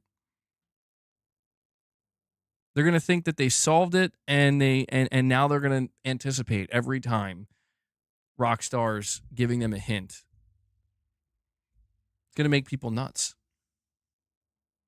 You still don't understand the 27 clue? I'm going to read over that in a minute. I'm going to let you know why people think it's the 27th. Elite dude, that's funny, dude. I said elite dude, that's funny, dude. I said dude twice.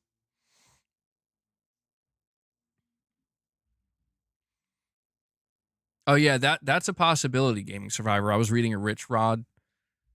Yeah, I was reading something from Rich Rod. Somebody thought I was telling him to shut up.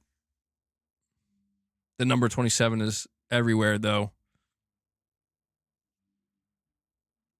All right. So I have a write-up here from Push Square. It says, it's been over a year since we last got a look at GTA 6, and fans are driving themselves utterly insane, convincing themselves a new trailer is due to drop on December 27th. The obsession with the number 27 started when a Rockstar North employee started posting pictures of the holiday swag they'd received from the company. In one photo, fans picked up on a note on the staffer's coffee table with various references to the number 27 within. And so I'm looking at the picture. I don't have it up on screen, but it's just a table with some Rockstar Games swag on it, and then right below it on like a cubby, there's like a piece of paper with some writing on it that references the number 27 multiple times. Pretty sure that's just an employee trolling the fans. The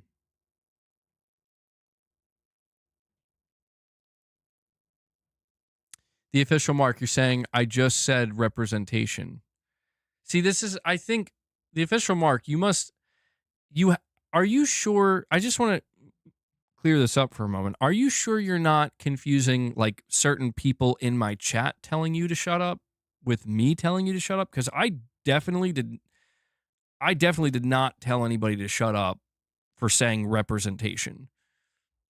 That I know. So if you just said representation, I definitely did not call you out, the official mark, and say, no, the official mark, you shut up.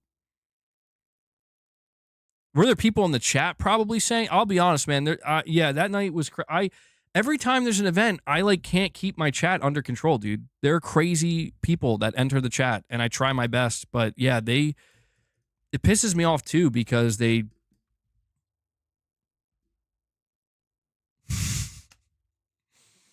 Okay.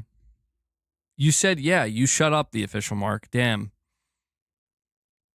I must have been out of my mind that night then.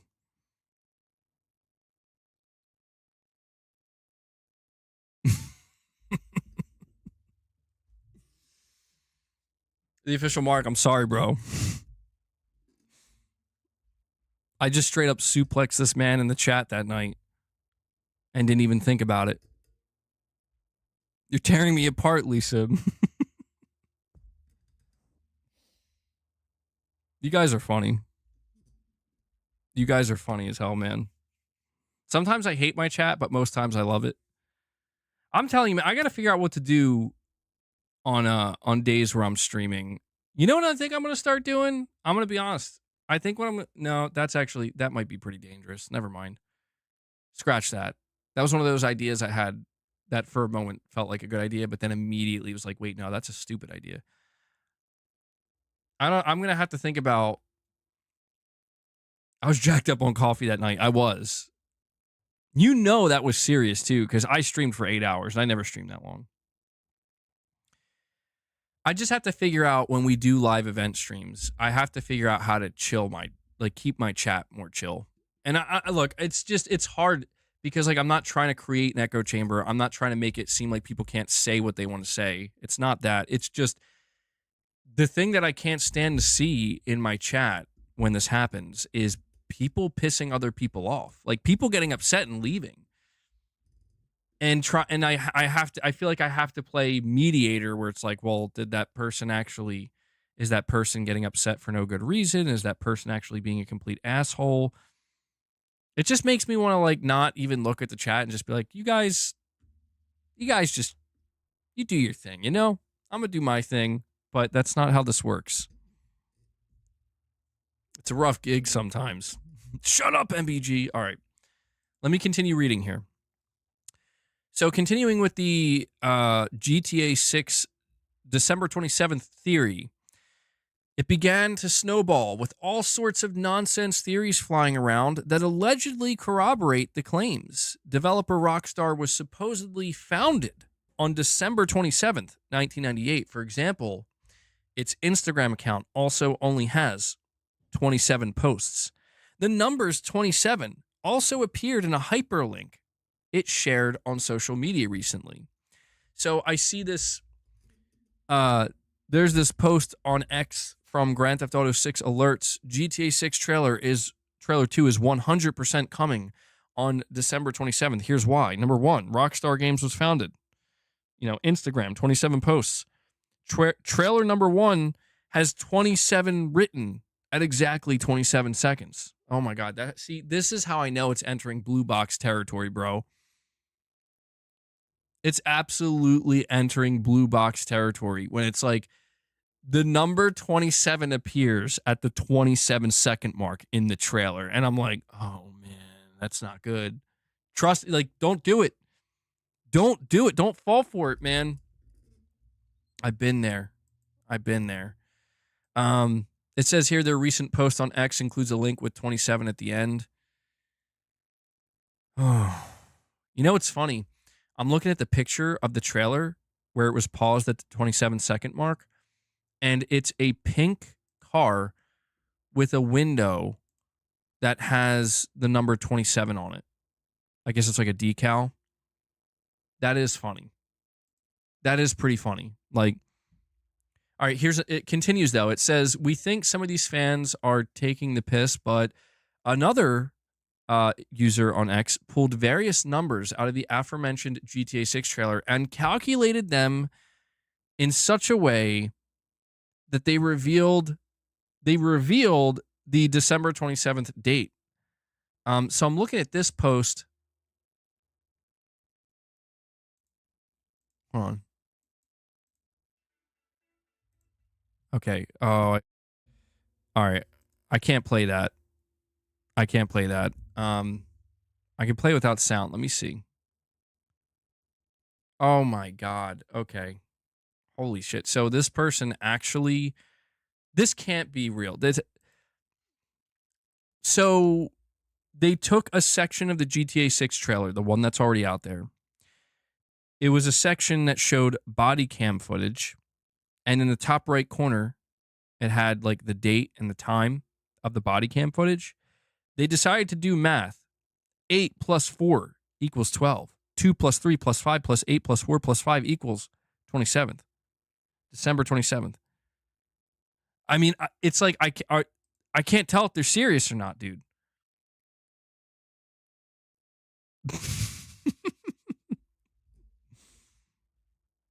Kyle, you're saying MBG, the post thing on Instagram is sketchy, though. I do agree. Like, some of these things are a little bit more believable than others. Like, I can agree with that one. I say this is a fellow, what? Hold on.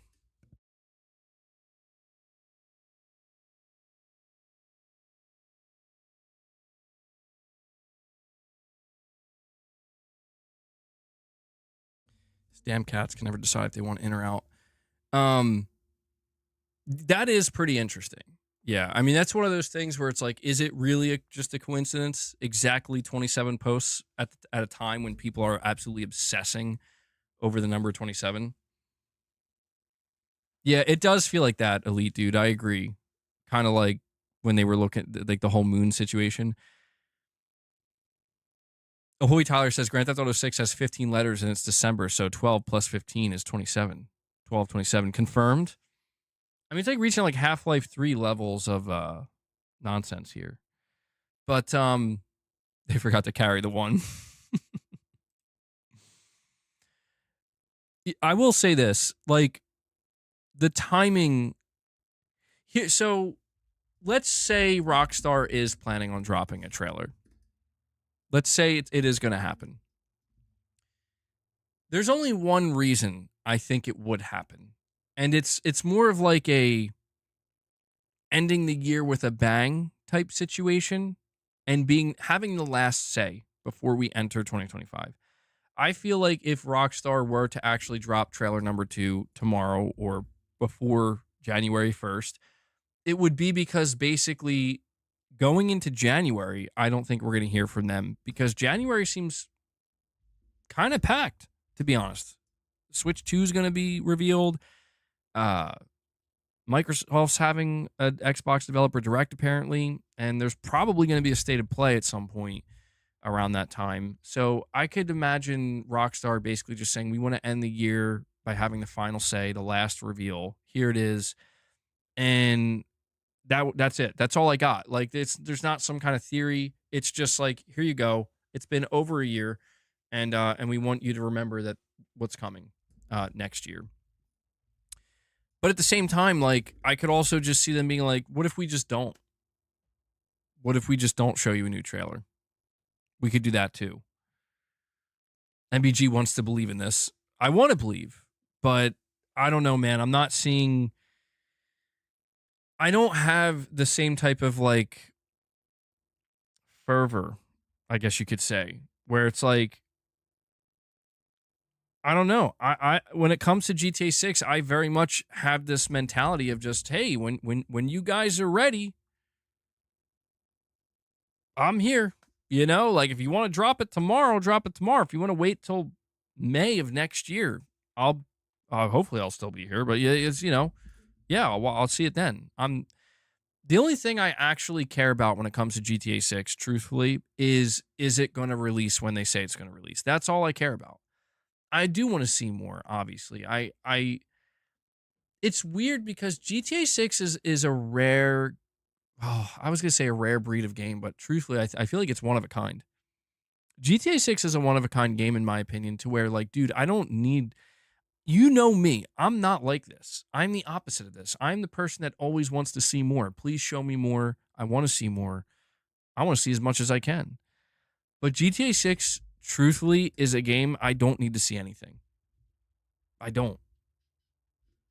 Like, if the only trailer we got for GTA 6 was that initial reveal trailer and that's it, I don't need to see anymore.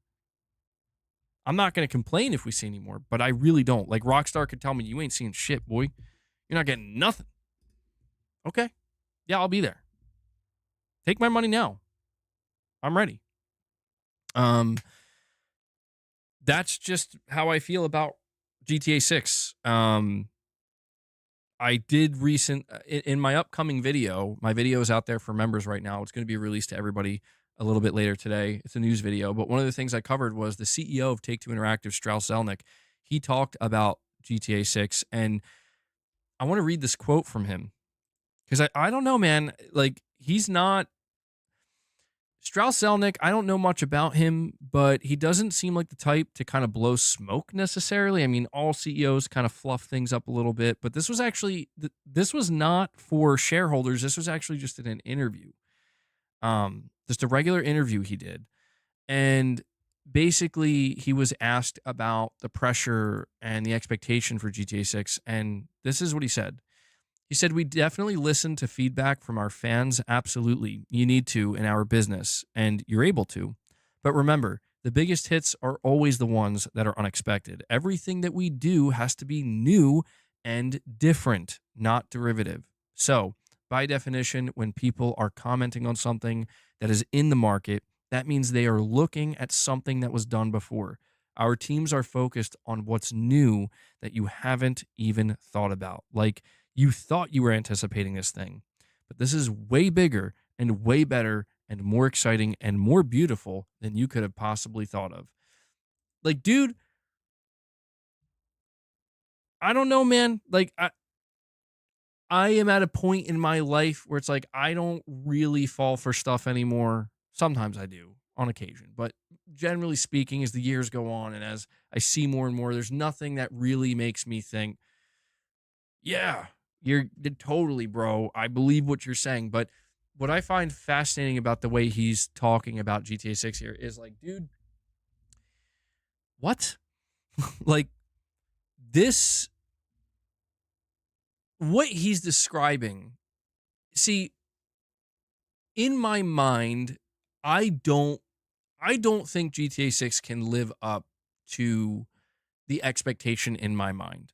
Because to me, GTA 6 is almost like a unicorn. I'm going to be honest. And I'm not trying to like get anybody else to be hyped about this game. I'm not. I'm the last person that needs to do that. I'm just saying, like, I played Red Dead Redemption 2, and there were certain aspects of Red Dead Redemption 2 that I struggled to kind of believe. I'm like, what is this? Like, how is this even, like, this is crazy. Like, how did you guys do this? This is like beyond that, you know? And when I hear him talking like this, where it's like, yeah, we need to do something new. So, like, basically, we need to do something that's never been done before. I'm like, what? Like, that is my expectation. And you're basically saying you've done that. You're basically saying Rockstar's done that. And I'm like, I don't know, man. GTA 6 in no way, shape, or form will be a disappointing game. But there is a real part of me that believes it might not be everything I hoped it would be. Like, it might not be able to reach the lofty expectations of like, this is gonna be like, dude, nothing's ever gonna touch this. Like, it's gonna be like decades before another game comes out that touches this. Like, that's the expectation in my mind, and I'm like, that's not gonna happen. Like, that's impossible. But the way Strauss is talking about it here, I'm like, interesting. And like, you might just be overhyping it, but Strauss Zelnick knows he doesn't have to hype GTA. That's what's interesting. He doesn't have to hype this game. I just think that his use of the words not derivative, something new, you know? Everything we do has to be new and different. That's, I don't know, man. I'm like, it definitely piques my interest of like, damn, bro, what are they about to drop on us when this game comes out? Like, what are Rockstar about to drop on us, dude? Because I get hyped about a lot of games. You guys know that I get hyped about a lot of games, but I am excited. I am. I'm patient. To be honest, I'm patient for GTA 6. I'm not in a rush, but I am excited. So, boss, please, God, no. Why would you do that? Bro just jumped through all of my wires. There was a Christian, you're saying MBG, it goes deeper. The numbers shown on the paper match up to an auto dealership titled 27, right down to the street from Jason's Deli, and another store or hotel named Lucia. Forgot what it is, though. See, that shit's crazy. I do believe these things are being done. I do believe these things are being done, but I'm more likely to think they're done to troll the fan base, not to actually convey to you that we're dropping the trailer tomorrow. We're dropping the trailer at this date. I feel like it's like a meta game in and of itself. You know what I mean? Where it's like we're keeping you playing. It's like the abandoned real time experience. You are playing the game. We're giving you an ARG to enjoy while you wait. Except I think this time we're actually going to get a real video game. So you know what? To all the GTA players, and fans that are like losing their minds right now, rest assured, you will get a game at the end of this. You know, it's coming. It's happening. Man, maybe this is the game I should be going nuts over right now with conspiracy theories and whatnot. Losing my mind. January, yeah, it's gonna be January 27th, bro. That would be so, dude. That would be so funny.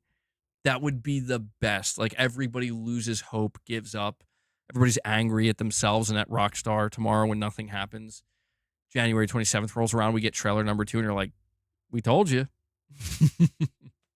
now that is more believable to me. I feel like the whole, yeah, this is like a bait and switch thing. Or it could be the 28th, the day after. That I just think it's not going to be what people think. Like, you're not going to be right. You can't be right. I'm telling you that. I think that's the biggest thing that people who really are invested in this right now, I think they're missing, is you cannot be right because it validates everything. You can't. You can't. It's not meant to be. It's meant to be solved, but you're not meant to be right. That's what I think this is.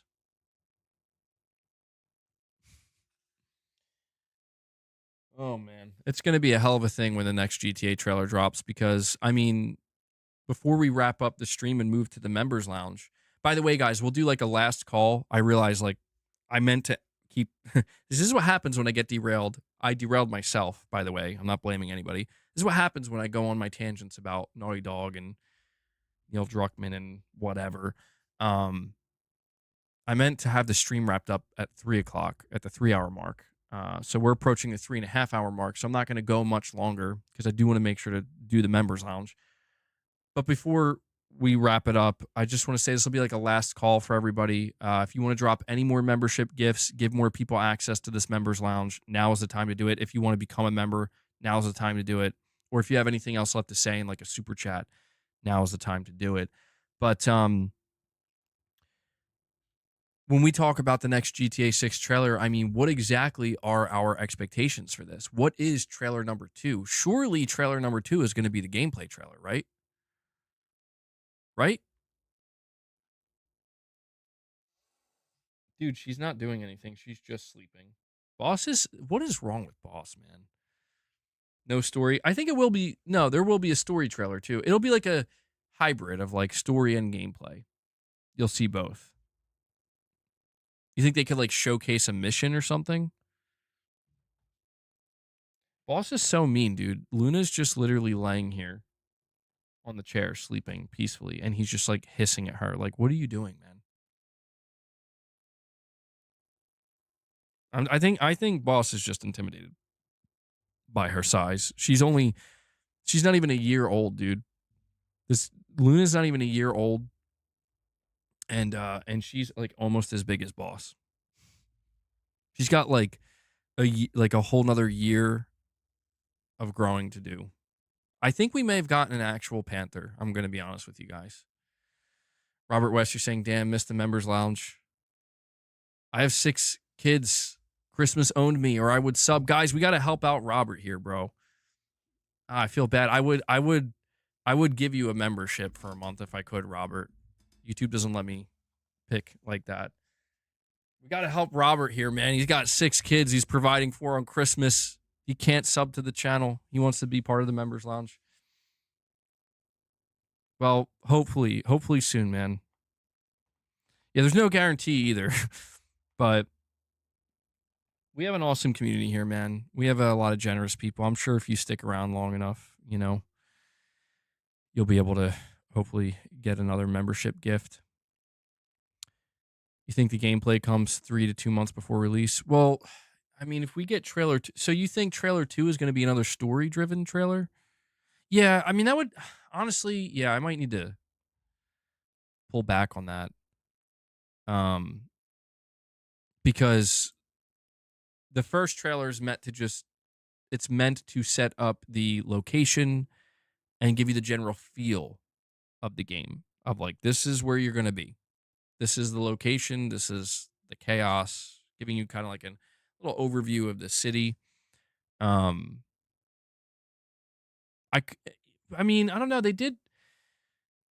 I feel like they kind of did set it up though a little bit, you know, like the characters, Jason and Lucia, and the dynamic between them. And Angry Whale Watcher comes in and drops a single gift.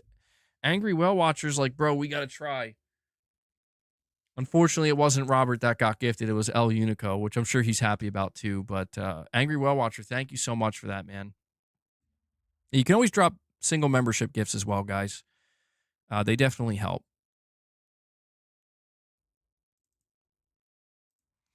I guess I wouldn't be totally shocked if the next GTA trailer we get ends up being more of a story focused trailer. It's going to be hard though after waiting over a year.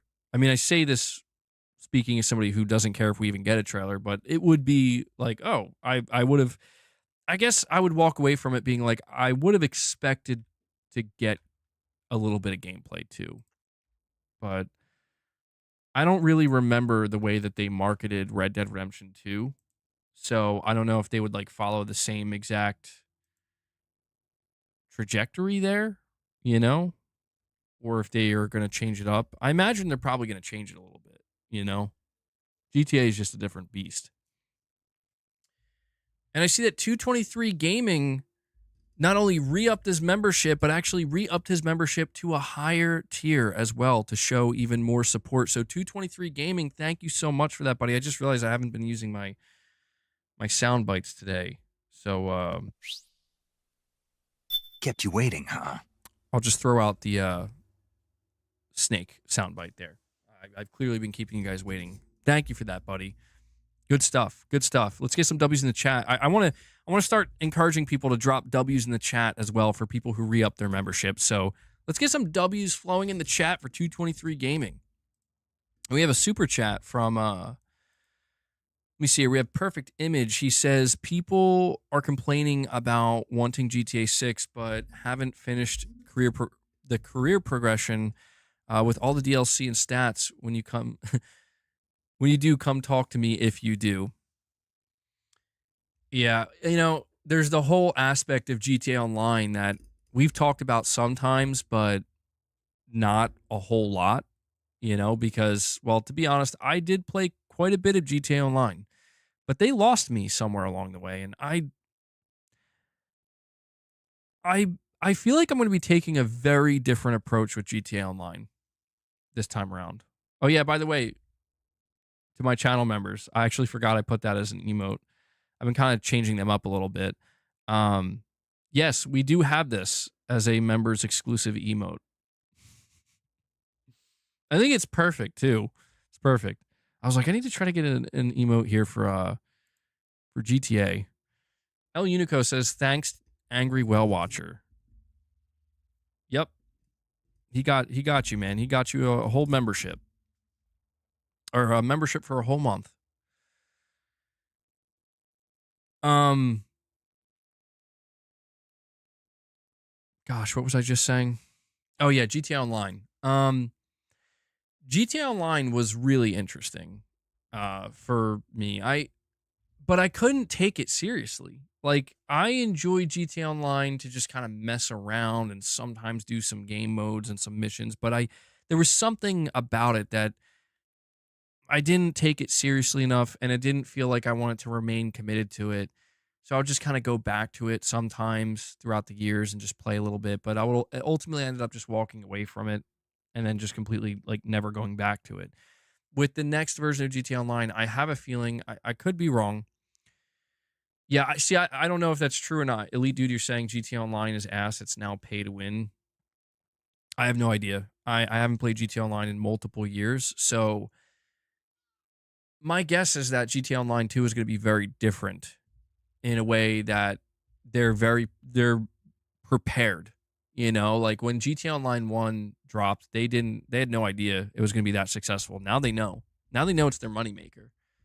So I'm really, really, really curious to see how they handle it. And there's a chance they might win me over and I might live there now. You know, it's possible. I remember with Red Dead Redemption 2 Online, they really dropped the ball, dude. I feel like they tried to make Red Dead Redemption 2 Online as like they wanted it to be as successful as GTA Online, but like it just was never going to work because it's like it's a western. You know what I mean? Like you can't drop a hover car into the world of Red Dead Redemption 2. So I want them to have well, I don't know what I want them to have. I'm just keeping a very open mind. Very open mind. Red Dead Redemption 2 takes the crown for a terrible online mode. I did play it for a little bit. Yeah, it was not great. But guys, we are just about at the 3.5 hour mark for the stream. Before I go, I just want to double check and make sure I didn't miss any direct donations. Sometimes the notification does not go off. Give me one moment. Nope, we are good. So this is where I'm going to wrap up today's stream. If you are a channel member, stick around, okay? A second stream is going to go live for the Members Lounge. We're going to go hang out there for a while.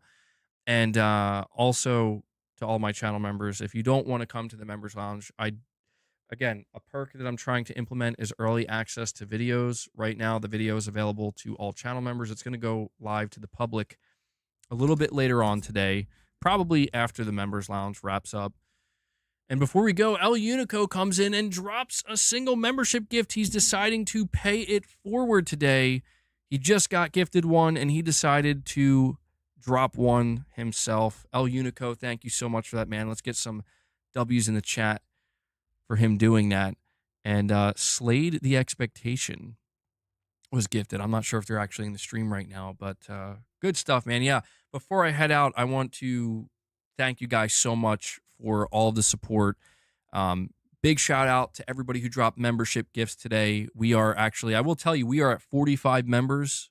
So just 5 away from hitting 50, which is fantastic to see there. Thank you so much for that. When we roll into the new year, I'm going to bring back the regular member goal, as we would normally do it. But I also want to thank everybody who dropped a super chat. We got quite a few super chats today as well. Some of you guys keeping the conversation very interesting, and I appreciate that. And just a general thank you to everybody who drops support for the channel. I could not do this without you. We don't do sponsorships here. I've made sure not to do that unless it's completely necessary. And luckily it has not been necessary because you guys are awesome. And so we've been able to maintain complete fan funding. I hope we can continue to do that. And we have Aya, I don't know if I'm saying it right, but dropping a single membership gift at the end here. We got a couple people here that are like, let's get a small membership train going before we head out. That's another single membership gifted, bringing us up to 46. So I'll just throw it out there, guys. 4 away from hitting 50. I'll extend it for like another minute or two here. Yes, forgive me. I'm terrible with names. Aya. This is what I want to say. Aya's paying it forward. So that actually, for the total goal, brings us up to 621. I forgot to add the other single. Let me add that before we roll out here.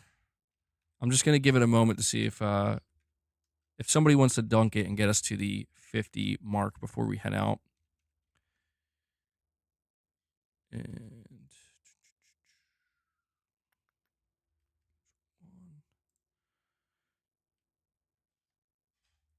there we go.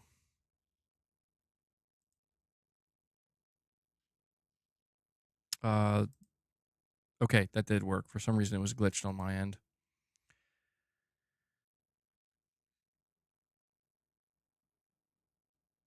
Yeah. Oh man. Yeah. Robert still wasn't able to get one, bro. Hang in there, Robert. I think your time's coming. I have a good feeling. For the remainder of the weekend and going into January. I am pretty terrible with names, though.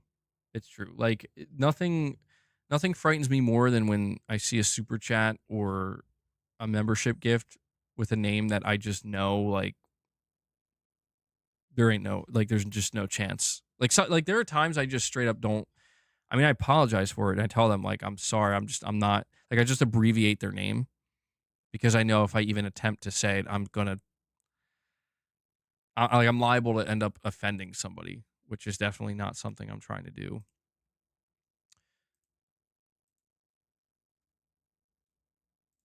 But this was a good stream. I think we had some good conversations today. I enjoyed it.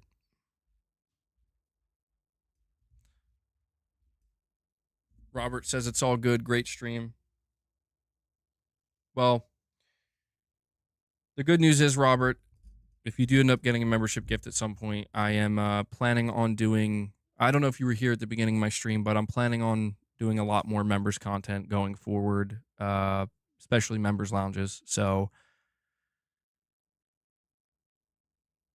Elite Dude, you're saying it's your first time member. Let's go. Well, keep in mind, because there are still new people getting membership gifts. I do want them to keep in mind that there's also a lot of previous members content you have access to. It's probably a little bit overwhelming.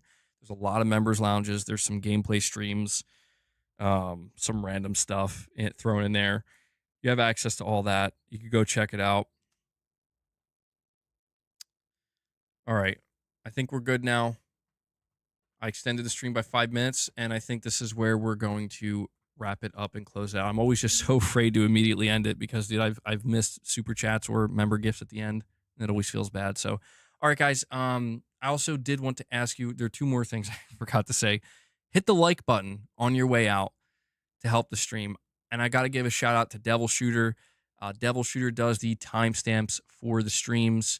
A lot of people really appreciate that. So if you do see Devil Shooter in the comments with those timestamps, give him some thanks if you can. I know he appreciates it. And Devil Shooter, thank you for what you do. And that wraps up today's stream. Guys, the Members Lounge is going to go up in just a minute. I'll see all of my channel members over there. And to everybody else, I hope to see you tomorrow in the next stream. So that does it, guys. Until the next time, take care, everyone.